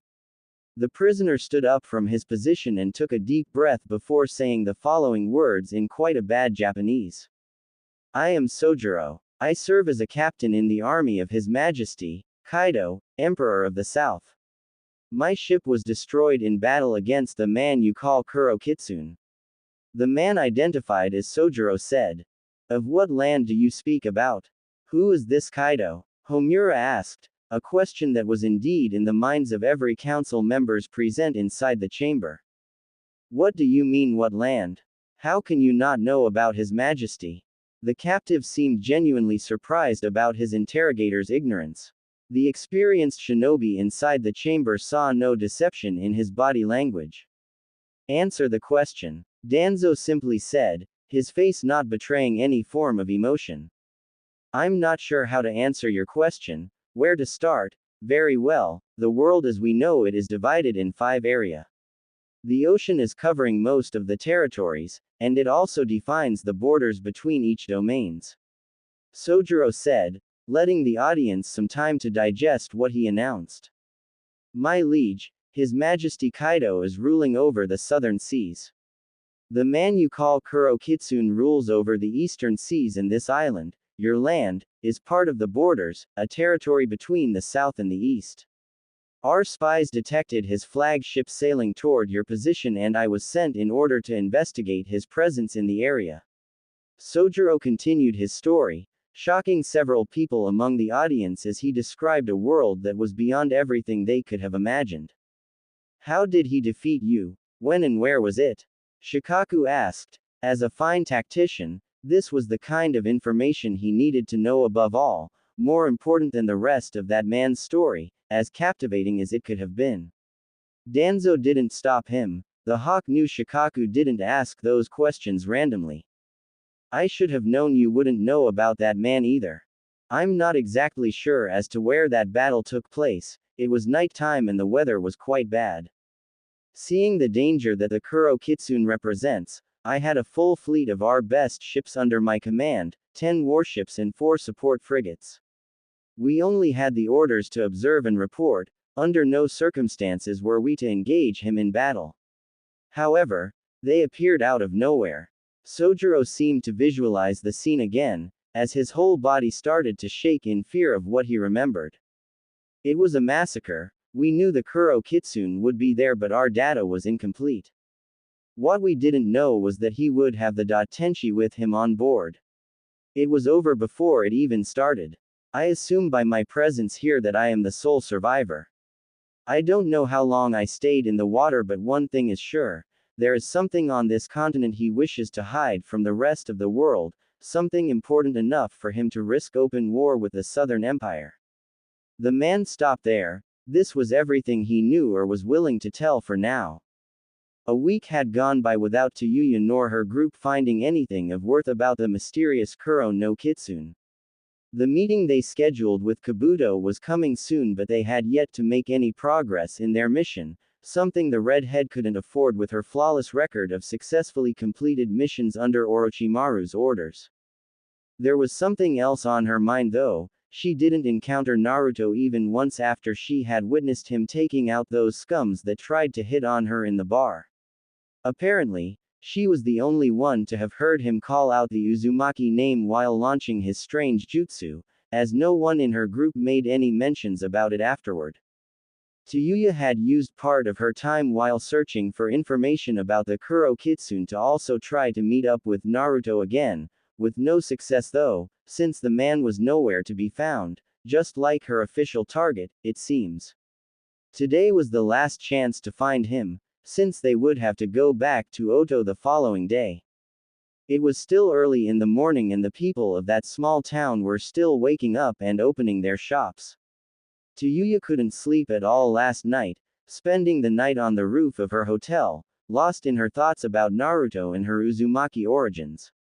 Seeing the sun rising, she decided to go back in and wake her team for their last day in this town. Other side of the town, with Naruto. On the rooftop of his hotel, mirroring the object of his thoughts, Naruto gazed at the horizon in the direction of Tayuya's location. He had received a detailed report from Rana and Stella about her and was surprised at what they found out about the fiery red head. Tayuya, no official family name, was in fact a high-ranking officer in the army of Orochimaru, renegade Sannin of Konohagakure and the leader of Otogakure, the hidden village of the Sound. Her profile in the bingo book was quite easy to find, since she opted for non-genjutsu disguise in her current mission, most likely in order to not attract the attention of chakra censors. Naruto also knew that he probably was the target of said mission, since he visited Konoha and subsequently destroyed their Hokage monument. He became someone that would attract the attention from their enemies. This complicated things a bit for the blonde. He didn't expect her to be a part of one of the 2 major players on the chessboard of the elemental nations. Tayuya Uzumaki, since his previous blood test confirmed her Uzumaki origins, was also the leader of an elite cell of Kunoichi named the Diva. Its members were all specialized in genjutsu.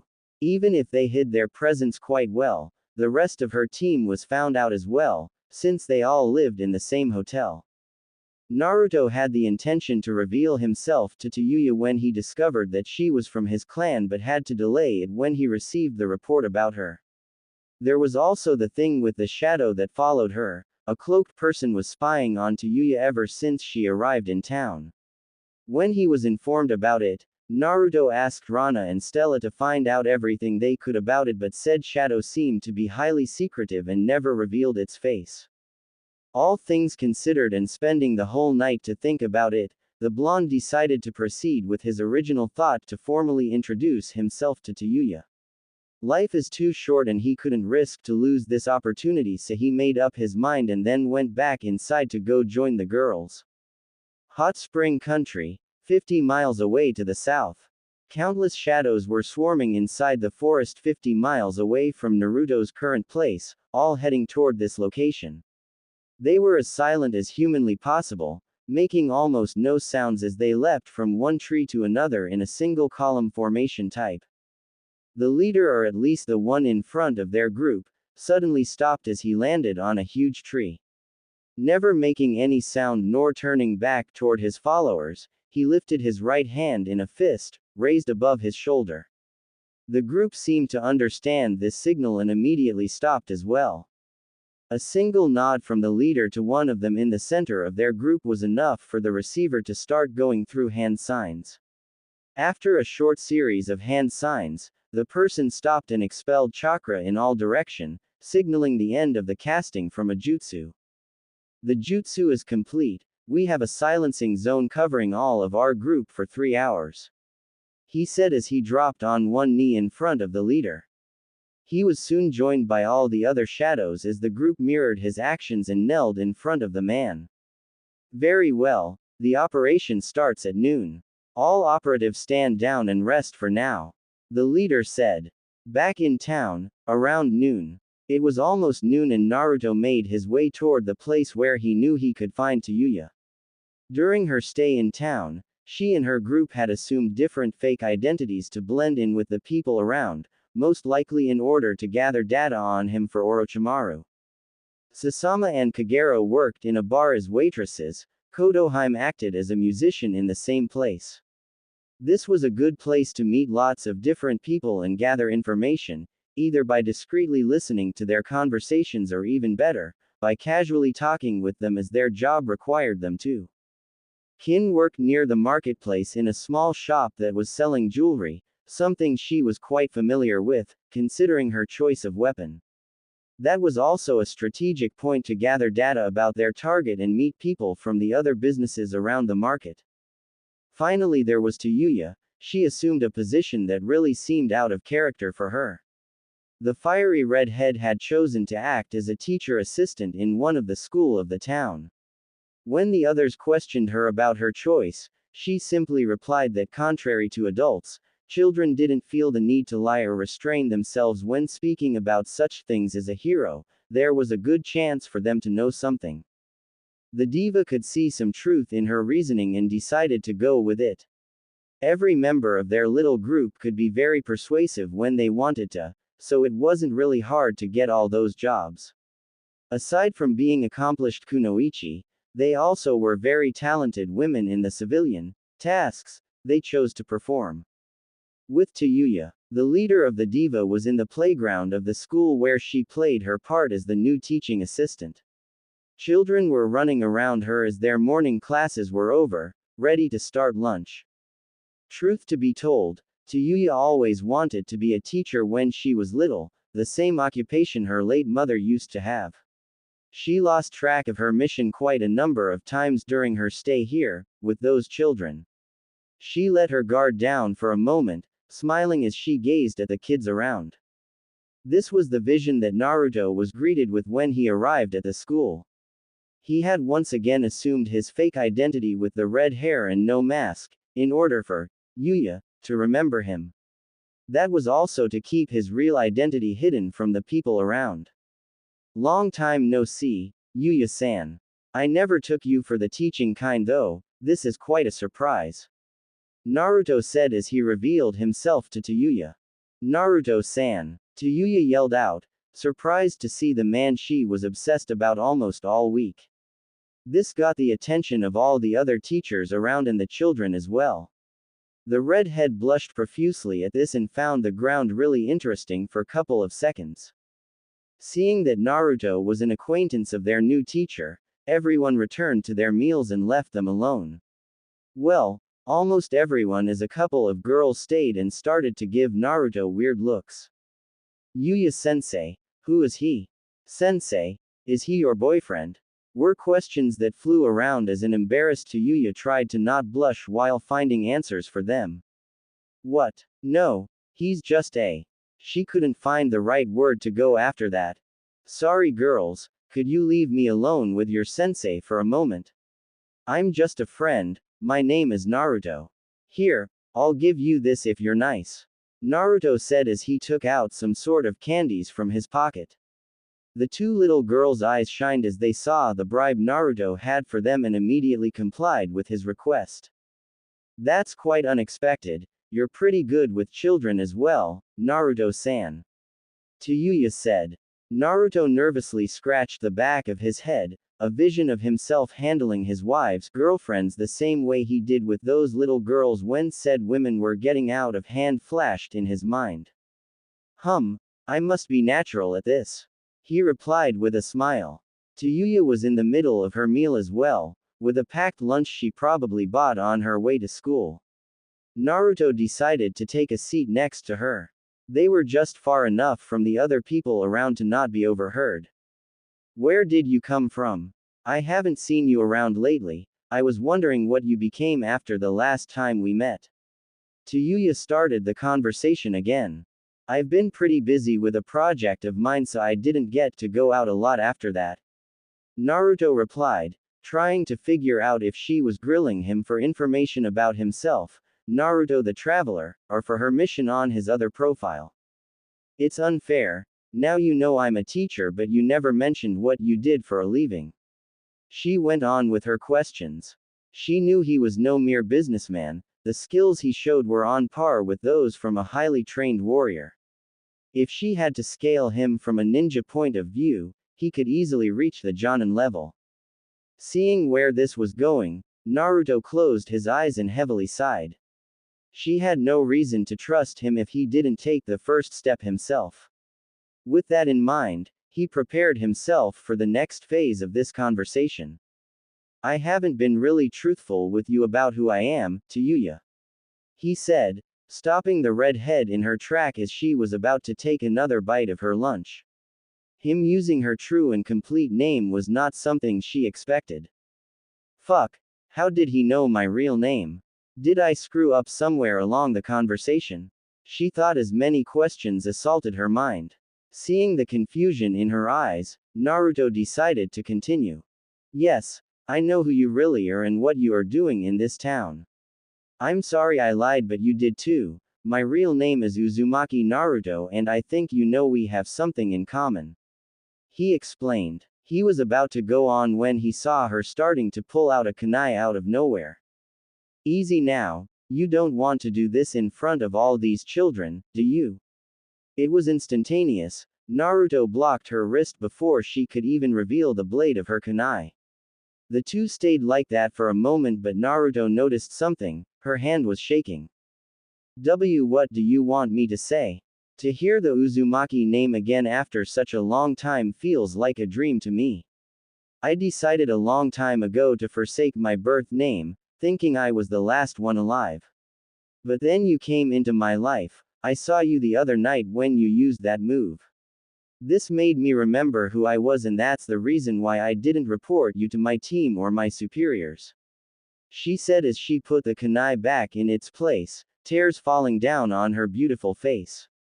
Naruto still had a hand holding hers as he never let go even after she put the kunai away. That's why he didn't feel the impending danger that appeared behind them as a strange-looking kunai, all made of crystal, made its way behind his head. Yuya saw it coming though, since she was looking in the right direction. She acted on instinct, not sure if she was the target or Naruto was, she put herself in front of him. It happened so fast Naruto never saw it coming. One moment he was holding the hand of his long-lost distant relative and the next she was bleeding to death in his arms with a kunai lodged in her back. Why you bitch, Gurren? How dare you attack me? Tayuya managed to say despite her injury. In the back appeared the same cloaked shadow that had been following her all week, except that this time it pulled its cloak away to reveal a woman, named Gurren if what Tayuya said was relevant. That Gurren wore red lipstick, had fair skin, dark eyes and light blue hair which she kept in a spiky ponytail with long strands of hair framing her face. Her outfit consisted of a green dress with a long left sleeve and a short right one, a red turtleneck which had a white, fluffy collar and brown gloves. For her shoes, she wore calf-length brown sandal boots. You ask me this knowing how you've betrayed Orochimaru-sama. I never trusted you, nor did he for that matter. He will be pleased to know about your origins and how I dispatched you and your little boyfriend over there before you could run away with him. Gurren replied as she prepared to move against Naruto. Cries of panic erupted in the normally peaceful schoolyard as teachers and children saw that scene. Naruto slowly put Tayuya's body down on the ground and stood up to face Gurren. She was soon joined by numerous other shadows, dressed like she was just a moment ago before revealing her face to the couple. Naruto, you have to leave me behind.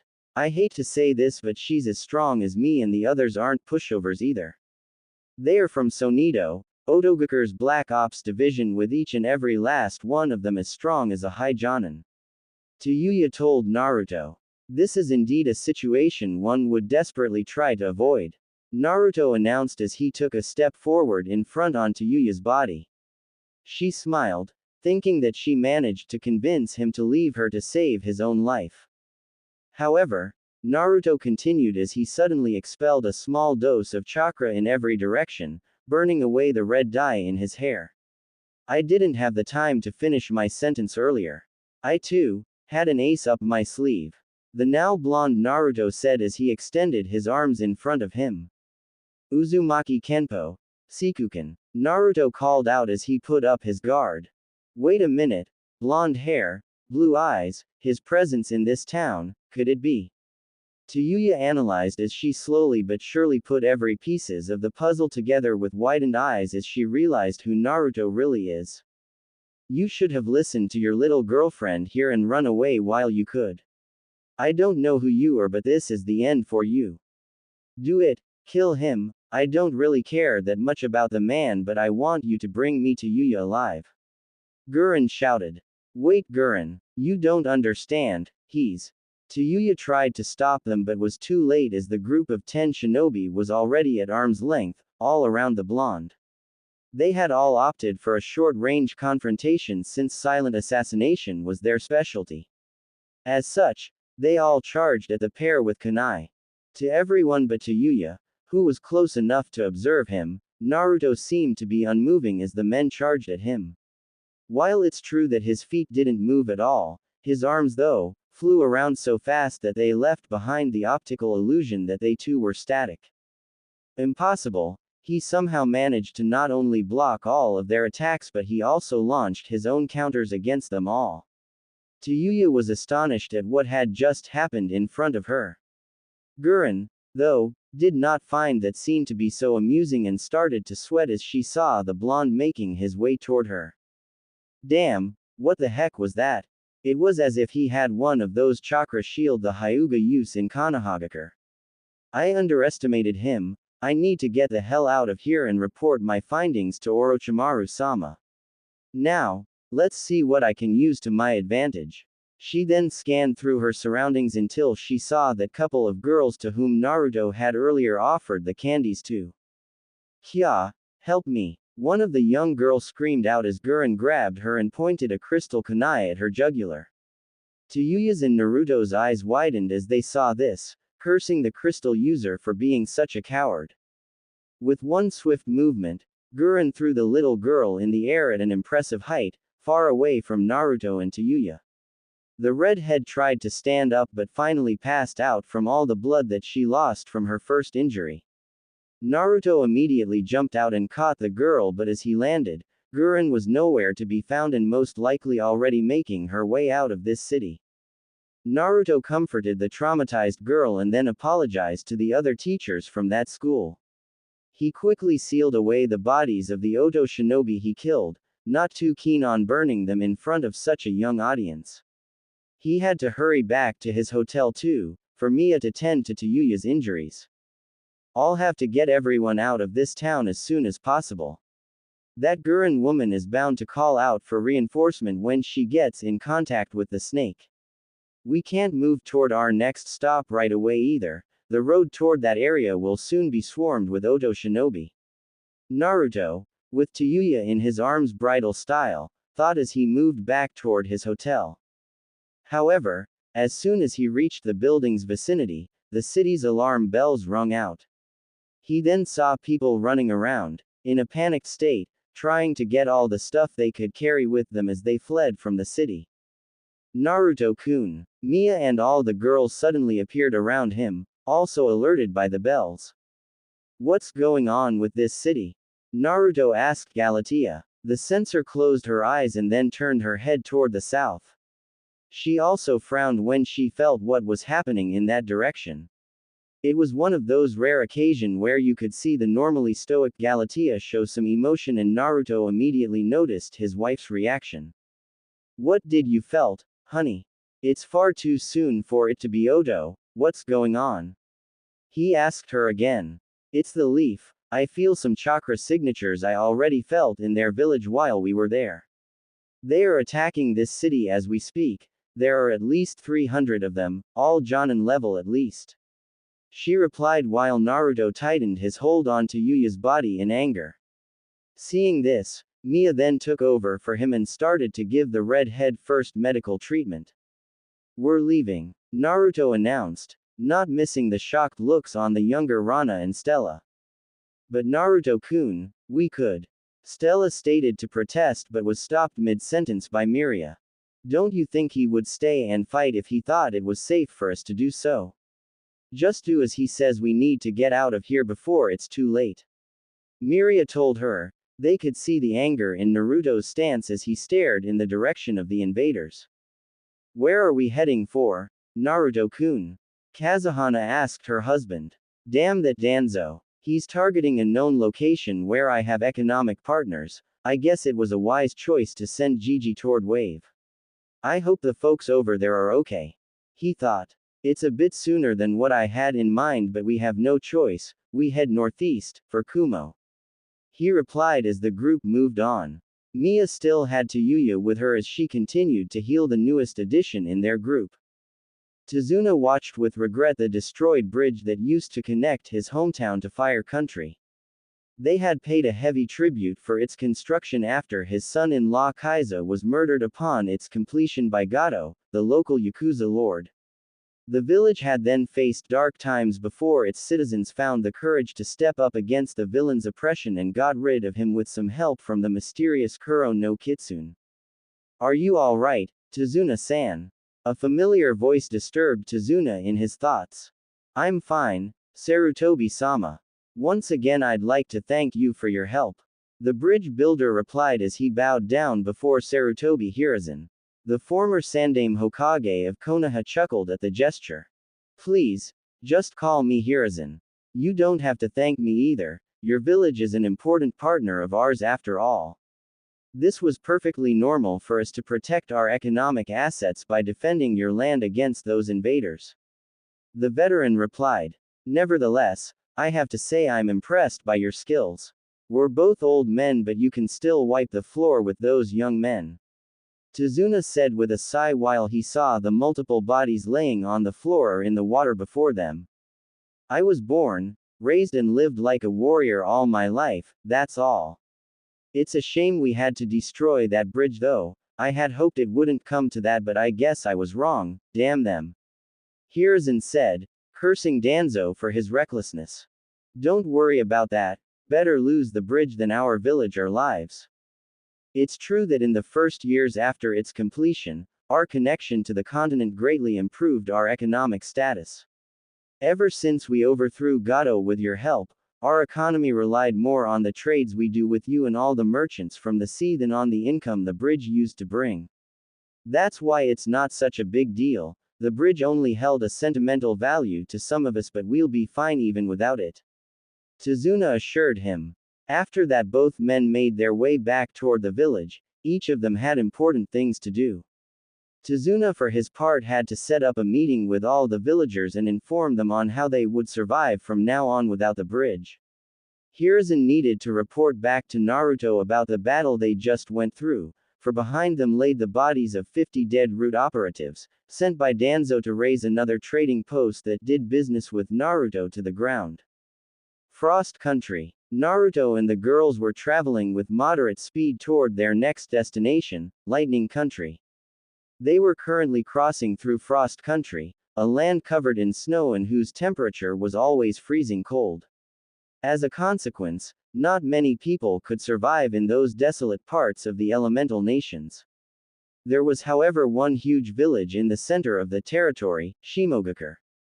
It was still far away from their current position though, since their pace was greatly slowed down by the extra package they had picked up in Hot Spring Country. Tayuya was currently in Naruto's arms, still asleep and recovering from the injury Gurren gave her. Mia and the other girls had offered to switch with him and carry her, but Naruto declined, saying that he had the highest stamina pool and also that Tayuya was his responsibility. Responsibility? I failed again. I just let my concentration slip for a second and the enemy took advantage of it. I have to get her out of this mess. She covered the fact that she knew me and was punished for it. This is my fault once again. Naruto thought as flashes of his past assaulted him. The memory of his last moments with Natsuki as well as the sacrifice she made in order for him to survive, he was reminded of those as he held onto Tayuya's body whose long red hair reminded him of his first love. The other girls could see Naruto's distress but chose to not disturb him for the moment and traveled in silence, an amazing feat considering how rowdy Stella and Rana usually are on the road. Galatea was the one to break the silence though, as her sensory skills picked up something from their rear. We've got company. The leaf is on our tail with the same group that attacked in Hot Spring Country. At our current pace, they will catch up to us in less than 1 hour. She announced to the group. It was obvious they would have been able to shake the pursuers off if it wasn't for Tayuya's condition, but Naruto was not about to risk her life. The blonde suddenly stopped in his track as he landed on a tall tree, surprising the group. Mia, you will lead the girls and our guest toward the next extraction point. You all know the way. It should take you approximately 2 days to reach it from here. If I'm not there in 3 days, you will proceed with the plan and rejoin the fleet at our Alpha site. This is a direct. He was about to go on when he felt a surge of energy from around him. His eyes widened as he saw his wives take position all around him. Do not finish that sentence, Naruto-kun.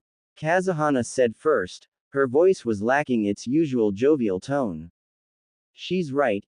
Even if we can understand your reasons, we will not leave you behind. There is nothing you can say to make us change our mind. Miria added. It is our duty as well as our right to stand by your side, in sickness and in health. Galatea spoke her mind too. Rana, Stella, take Tayuya with you and do as Naruto-kun said. I know you want to stay as well, but now is not the time to argue about that. The purple-haired woman announced to the youngest ones in their group. True to Mia's words, Rana and Stella both wanted to stay back and fight but chose to comply with the older woman. Seeing Naruto's worried state was enough for them to put their pride aside and do what they were asked to. They retrieved Tayuya's body from Naruto and immediately left the area. Naruto had stayed silent the entire time, knowing that he would not win this argument with his 4 wives. I'm sorry girls, I know it was a selfish decision to ask you all to leave me behind. Naruto said as soon as the younger girls had left. Yes it was, but we all know that your intentions are pure, so there is no need for you to apologize. Kazuhana said as she stepped closer and hugged him from behind. They were soon joined by Mia, Miria and Galatea as Naruto let his wives comfort him in this moment of doubt. How many of them can you count, Galatea-chan? Naruto asked the censor. Around 50 plus. It seems that none of them stayed behind in Hot Spring Country, though I wonder if I made a miscalculation back then, there are more of them than I previously counted. She replied. Her head was turned toward the south where she knew the enemies were coming from. Most likely a hit-and-run operation. Their goal was not to occupy the village, they were trying to cripple it. Danzo is hitting a place known for doing business with us, I hope the folks in Wave are fine. Miria analyzed. How did they find out about us though? We left shortly before their arrival and made sure to not let any trace of our presence behind. Kazuhana wondered. Mia's eyes widened as she seemed to realize something from her friend's last assessment. Galatea, please concentrate on their group again. Can you feel the presence of that crystal user among them? She asked in a hurry, showing in her eyes that she already knew the answer to her question. Galatea closed her eyes in order to increase her concentration and frowned at what she found out. You are correct, it's faint but I can feel it now that they are a bit closer to us. I don't really know why someone from Orochimaru's elite forces would side with Danzo's lackeys though. Galatea reported to the group as she reopened her eyes. We will worry about this later, let's prepare to meet them for the moment. I was caught off guard last time, it won't happen again. Naruto spoke out, stopping their conversation as he started to let his chakra out. What's the strategy, Naruto-kun? Miria asked, as she and the girls all took out their respective swords. You will show them no quarters, only that woman and the one leading the Leaf's troops are to be spared if you end up fighting them. The rest of them is fair game, it is time we send a message to those leaders or theirs. Naruto replied, completely focused. With the pursuers, not far from Naruto's group, a disturbing yet intriguing scene took place. Moving almost side by side, Sonito and Root's operatives were making their way toward their common objective. There were about 40 Root members leaping from tree to tree while 20 Sonito men moved below them on the ground without making any sound. Leading the ground troops was Gurren, left hand of Orochimaru and head of the Black Ops Division. In front of the Konoha troops was none other than Uchiha Sasuke, making no attempt to hide his ID contrary to the men under his command. The black-haired commander was the only one not wearing the white mask that symbolized his organization. Looking toward the ground, Sasuke observed his new temporary allies, and thought about how that particular situation came to be. The memories of his first meeting with that woman commanding the equivalent of Roots in Odo still fresh in his mind. Flashback. Port Town, a few hours ago. The mission was far too easy, the people in this town did not even try to resist when his men started to slaughter them. It felt as if they knew something like that was going to happen to them and chose to not struggle against their fate. Roots operatives were trained to show no emotion, they performed their tasks without any restraint or afterthought. Sasuke was an exception among them, smirking like a madman as he killed people on his way. The Leaf Task Force continued to advance unchallenged toward its true objective, the town's docks. Their goal was to destroy every ship they could find and then burn the port to the ground, leaving no spot for the Kuro no Kitsune to park his ships. Hot Spring and Wave countries were the only two neutral territories that had the infrastructure to accommodate large ships like the ones their sworn enemy was seen riding. Sasuke, newly promoted to the rank of commander among Danzo's forces, had chosen the northern path in Hot Spring. The second platoon that departed with them took the direction of east, toward Wave, under the command of another Root commander. The Uchiha heir knew that north would be more dangerous since it was closer to the enemy's lines, he was looking for some action ever since his promotion and this mission presented the perfect challenge for him to prove his worth. There were rumors about Hot Spring being under the control of the Alliance but so far they had seen no trace of either Kumo or Oto Shinobi. Sasuke had been pretty disappointed so far to not have any resistance from the locals but this suddenly changed when a salve of kunai stopped them. There was no casualty since the projectiles had been fired at their feet, most likely as a warning shot. In front of them stood a group of Odo shinobi, all wearing masks like his own men, most likely the infamous Sonido division, a perfect match for Root. Sasuke estimated that they had fewer men than him, not by much though, and some of them were injured. They must have been in another fight not that long ago, by the look of the wounds some of them had. Nevertheless, Sasuke knew this was a fight neither side would come out unscathed. He was an elite Uchiha and the current Hokage's apprentice, but his men were not, and he knew he would lose a lot of them in a direct confrontation with Sonido troops. This was his first mission with this rank, and he was not too thrilled about going home after that to report that he lost a bunch of his men. Both sides were about to engage the other when a wall of crystal suddenly appeared between them. "Stand down, Sonido," a woman yelled as she appeared on top of the crystal wall that had just been erected between the two groups. Both commanding officers seemed to recognize the other one, and a staring contest started between the two of them. Analyzing their options, they stayed silent for quite some time before Gurren started the negotiations. "You are quite far from home, Uchiha Sasuke. What is the Hokage's apprentice doing in this part of the world?" she asked, studying his every move.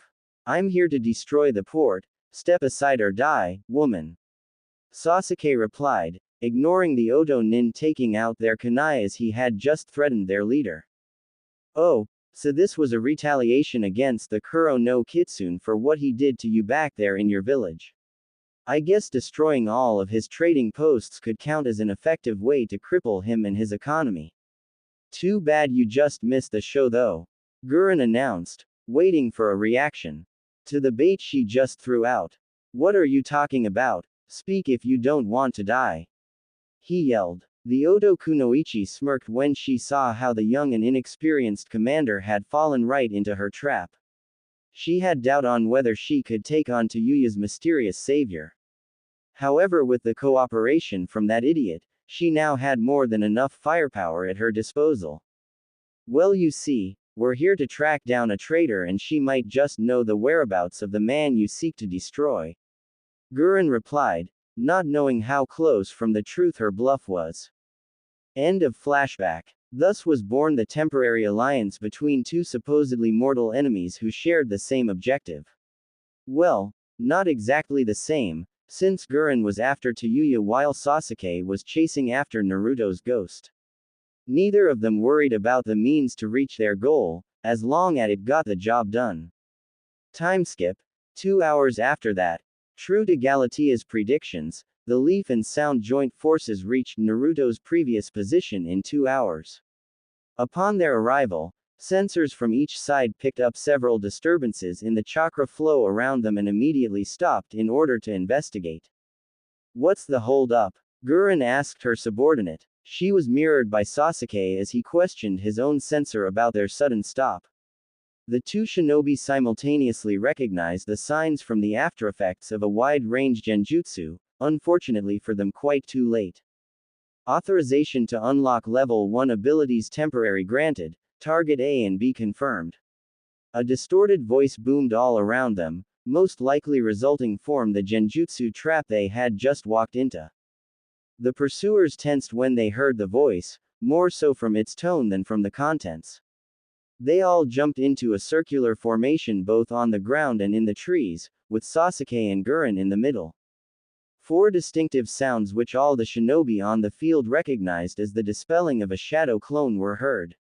Not even a second passed after that when 4 pillars of light emerged from the 4 corners of the zone around them, forming a perfect square. From the north and the south positions, appeared Mia and Kazuhana. Gone were Mia's neutral face or Kazuhana's joyful expression. They both showed the faces of veteran warriors that had both taken part in countless battles. As impressive as this was, the most noticeable feat about their appearances were those 2 wings of light that appeared from their backs. Every shinobi around, sensor or not, could feel that those were made of an irradiated chakra, or at least something close in it. From the east and west corners, Miria and Galatea slowly walked out. Not as obvious as Mia's or Kazuhana's forms, but they also had some sort of aura around their body that expelled godly amount of chakra in all directions. As the first two, they both displayed another physical trait that caught the attention of their trapped audience. Both women's eyes had turned into a shade of deep gold.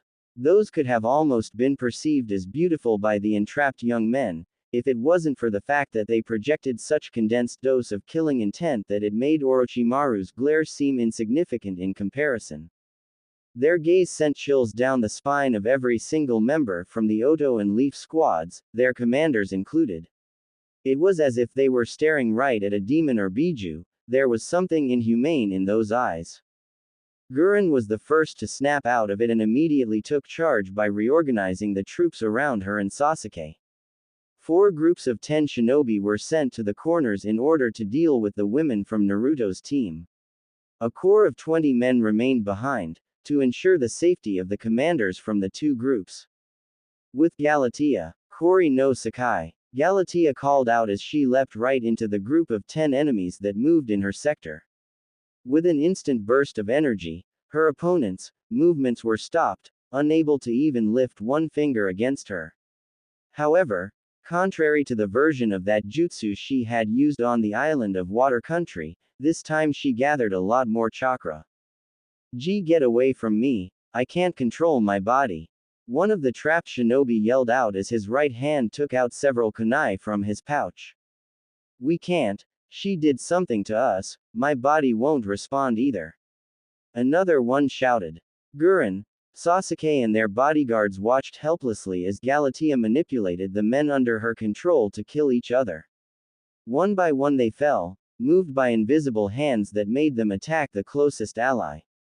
Soon enough there was only one of them left, terrorized by what had just transpired all around him. Please, don't kill me, I surrender. He pleaded. Galatea looked at him through her golden irises as she once again used her jutsu to take over his body.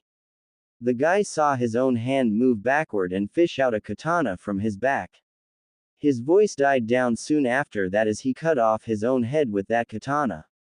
Your wish is granted, I didn't kill you, you did. Galatea spoke out as she watched his body fall to the ground.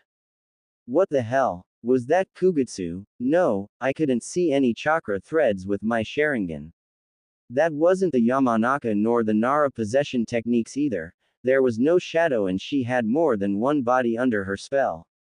Sasuke mused, unable to comprehend how that woman had just killed off 10 highly trained warriors so easily. With Kazuhana, as soon as her wings of light dissipated, Kazuhana took out her katana and started what looked like a strange ritual to those in front of her as she mumbled some words to herself. All the men in front of her could hear were those 2 words, as the blade of her sword glowed before it disappeared.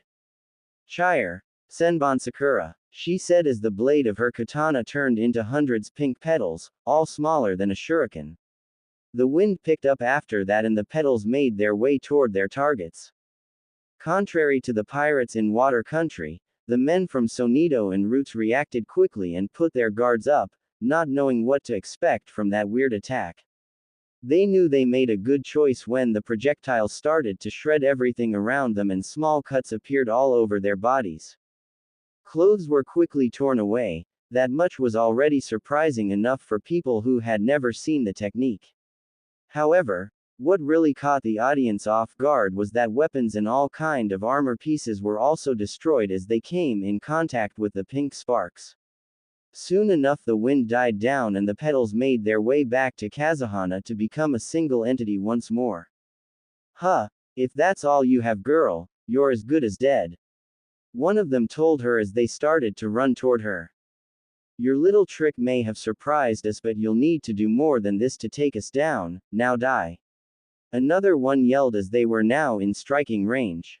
Kazuhana's only response was a sigh as they prepared their weapons against her. However, a split second before the first of them could lay a finger on her, they all fell to their knees and coughed out blood. Not even 5 seconds after that had passed when the last of them died from some massive internal bleeding. This time Sasuke managed to see a little bit of what had happened to his and Gurren's men. Part of the explanation came from focusing his attention on the pink petals that she used in her move. For each cut they inflicted against an enemy, they released microscopic shards of chakra on impact in the supposedly superficial wounds.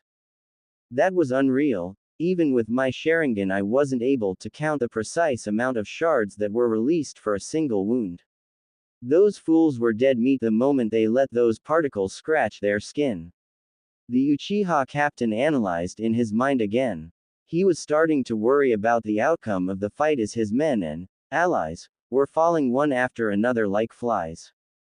With Miria moved toward her opponents, slowly taking out her huge sword as she went. Just like Galatea, she had some kind of a white aura surrounding her whole body, almost giving her the appearance of an angel. The golden eyes were there too, of course, a sign that she had unlocked the first level from her powers. Kamikakushi, she said as a burst of chakra erupted from her feet. The blonde disappeared from her spot, only to reappear right after that in front of the group of soldiers that had been sent to deal with her. A strange phenomenon happened right then in front of a stunned audience. Instead of surrounding her body, the halo of light seemed to recede at first, but it then concentrated toward her right hand, the one holding her sword. The Oto and Leaf Shinobi had seen what happened against Galatea or Kazuhana and did not wish to share their defeated comrade's fate. They all sprung into action and launched everything they could against her. Since Miria was already in close range to them, thanks to her godlike speed, they could only use weapons against her. Ninjutsu would have caused inevitable collateral damage. Katana, swords, ninjutsu, shuriken and kunai were drawn against her. It didn't seem to worry the woman as she still pressed forward, stoic as ever. Once she came at sword range from her first target, the man immediately attacked, aiming for her neck with a powerful swing from his own sword. All they heard was a clang sound as the blade was somehow deflected by an invisible force. Soon after that, a strange sound was heard. It was as if someone was relentlessly swinging a sword in the air. By that time, Miria had already gone ahead of the first one when his body suddenly exploded in a shower of blood and torn organs. The distorted sound was amplified as she continued forward, toward the rest of the group. The 9 remaining shinobi all jumped her at the same time, hoping to increase their chance of success. They surrounded her from all sides, some of them were also attacking from the air.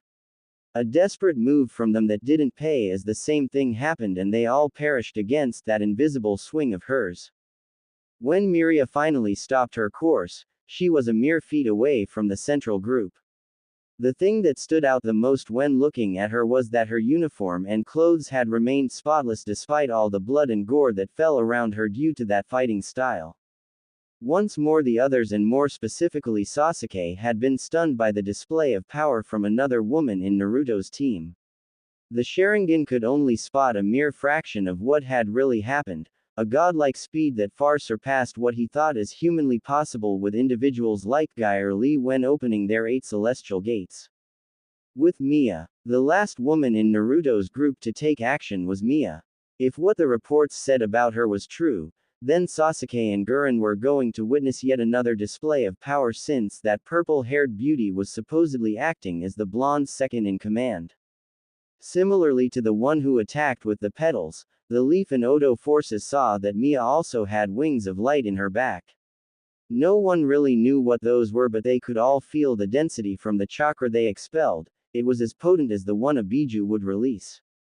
Mia did not even feel the need to move from her spot as she took a weird stance while holding out her katana.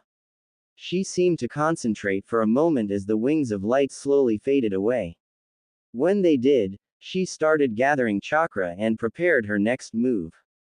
The opposition had already lost all hope of winning this battle, seeing how merciless the 3 other women had been against their allies. Half of the fools standing before Mia panicked and tried to run away while she had yet to complete her preparations.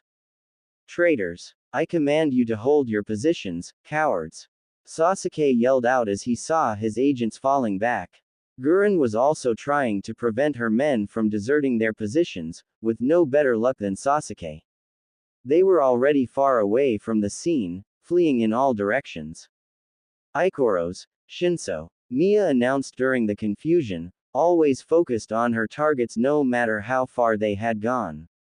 The blade of her katana glowed white for a mere second before it instantly expanded towards her targets. The blade disappeared in the trees during what felt like an eternity to those who watched the scene from afar when it actually lasted a couple of seconds. Tall trees were cut down and fell in the process, but 5 distinctive shouts were heard throughout the forest covered in snow. As fast as it expanded, the blade then retracted back, a small trail of blood leaking from it. It left not much wondering as to the fates of those 5 who had previously escaped. Those who had remained behind somehow managed to overcome their fear long enough to put up their guards in anticipation of Mia's next attack. The purple-haired lieutenant paid them no mind and slowly approached their position, keeping the length of her katana to its usual sealed state. A single swing of her sword was enough to cut through her 5 remaining opponents, regardless of what they used to try and counter her. Steel, iron, armored clothes and flesh, everything split in half as she completed her swing. During all this, Gurren even tried to deploy a crystal wall around them from her position, a useless move seeing how the structure crumbled under the sharpness of Mia's attack. Those monsters. A swing that cannot be blocked right after the other one, and that swing that could not be seen. The 2 blondes also used some strange techniques. This is bad, we are sitting ducks right here, now that they've destroyed the outer guards. Sasuke tried to think of a plan before the enemy could finish them off. With the central group, Mia, Galatea, Miria and Kazuhana stood at the corners in a cardinal position around Sasuke's and Gurren's last troops. From their original 60 soldiers, only 20 remained now, after Naruto's wives had evened the odds. They were about to charge in to finish the job when they heard Gurren ordering something to her last 4 men. They immediately jumped in front of Naruto's lieutenants in a square formation and called out some kind of jutsu upon their leader's commands. Shishienjin. They all yelled in sync as a purple barrier appeared all around them. Mia leapt forward and attempted to cut down the defensive structure when Naruto finally made his presence known to the Konoha and Oto members. Hold! He yelled, standing up from his position on the tallest tree around. No one had seen him so far from the pursuers' group, so it came as a surprise when the blonde suddenly appeared, absolutely out of nowhere. Gurren immediately recognized him. He was the same man that Tayuya defended a while ago in that village.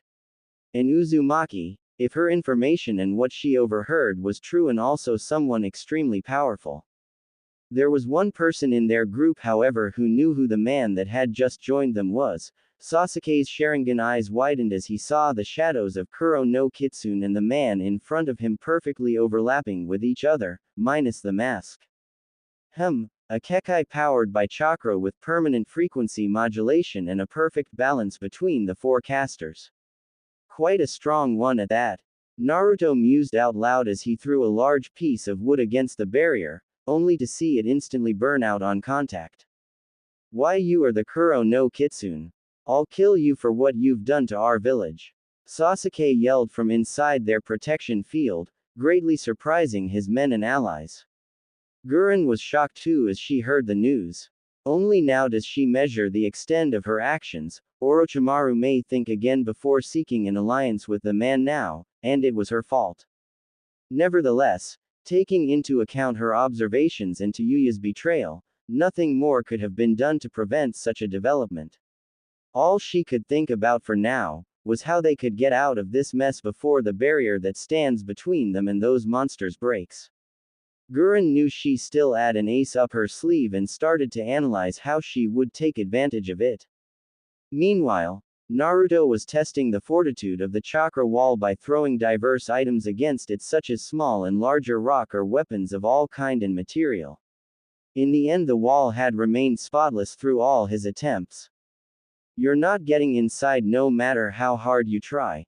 This is a jutsu developed by Orochimaru-sama for such occasions, and it will hold as long as it needs to. We do have all the time in the world, but do you? Gurren said as Naruto failed again to breach into the perimeter. What do you mean? You're the one trapped like rats? Naruto asked, genuinely surprised by her assessment. Did you really think I would let that little traitor get away like this while we walk right into you? Gurren said as Naruto's eyes widened, realizing what the crystal user meant. He immediately turned toward Galatea, who silently nodded, understanding what was expected from her. She's telling the truth. I sense 10, no, wait, 15 chakra signatures making their way toward Rana and Stella's group. They are about to make contact with them as we speak. Galatea reported.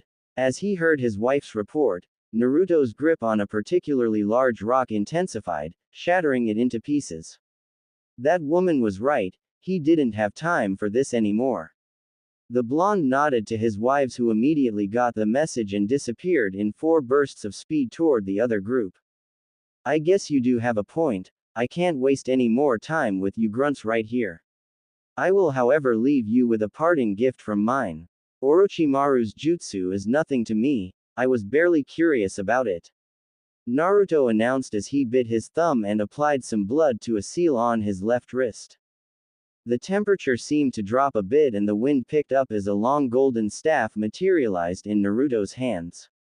The blonde gracefully swung it around his body in a circle, effortlessly switching its holding hand from left to right before he suddenly stopped, taking a stance and pointing one end of his weapon toward Sasuke and Gurren.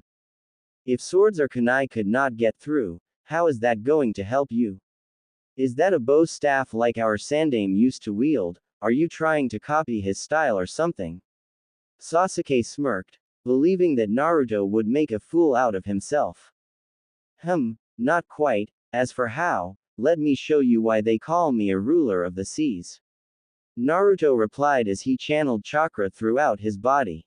The air became even colder than it already was, and Naruto's weapon suddenly made a strange soothing sound. It glowed and suddenly 3 blades of chakra appeared from its end, revealing Naruto's weapon true form as a trident and not a staff. Uzumaki Haijutsu. Tenso Jurin. Naruto called out as a beautiful yet terrifying vision appeared in front of Gurren and Sasuke. From as far as their eyes could see, water was forcibly pulled out of the trees, ground, snow and air to travel from all directions toward a single point in space, Naruto's trident. There was no need for a Sharingan to see what was happening, everything was visible to the naked human eye. First there was only drops of water, but soon enough the pull transformed the drops into large tendrils as they all met into a single focal point. The water concentrated and was compressed into a singularity where the internal pressure must have been tremendous. As the phenomenon stabilized and water stopped being pulled into Naruto's jutsu, bystanders saw the result, a spherical ball of water that floated at the end of his trident. The blonde jumped high in the air and attached himself to the tallest tree with chakra before swinging his weapon one last time. Let's see you deal with this, he yelled, as hell was unleashed above the square that was formed by the Shishienjin.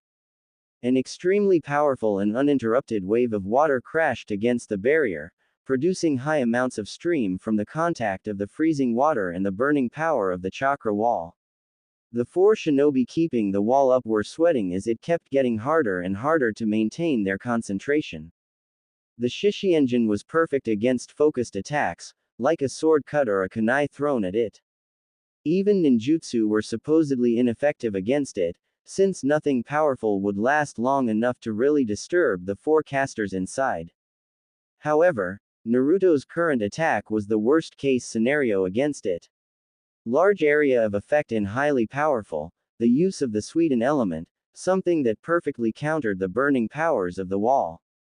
Finally, the fact that Naruto could keep up this assault for as long as he wanted with no trouble, as far as the water source was concerned, was also something no one would think possible, unless you are the reincarnation of the Nadaime Hokage.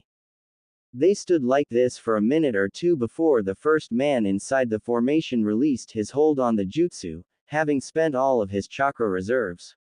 This in turn started a chain reaction that ended with the other 3 casters also losing their focus before the wall finally cracked. The torrent of freezing water washed all the remaining members of the task force away, including Sasuke and Gurren. Said 2 were the only ones left alive after that, barely but still alive. Naruto slowly made his way toward them. I will let you two live so you can relay this to your masters. I will come for them next. Tell Danzo that he'd better come himself with all his best fighters the next time he tries to take me down, not some newbie captain that can barely look after himself. Tell Orochimaru I would have declined the offer, had he come himself or had you not harmed to Yuya. As for the two of you, the next time we meet will be your last day on Earth. He said before disappearing in a burst of chakra in the same direction his wives had gone off to. With Yuya, Rana and Stella stood next to each other on a battlefield where 9 Oto and Leaf Shinobi lay dead. There was only one of them left, however, the situation was not in favor of the two women from Naruto's crew. Drop your weapons or she dies, yelled the last shinobi, holding a captive Yuya from behind with a kunai near her throat. The redhead had just regained consciousness when she found herself in that situation. What the fuck? Who the hell are you all and where the fuck am I? Came out of her mouth. She tried to free herself from the man but was still too weak to do so. In the confusion, the ninja was about to stab her when he felt something warm falling down his face. He died before he reaching the ground, a kunai lodged in the back of his head. What took you guys so long?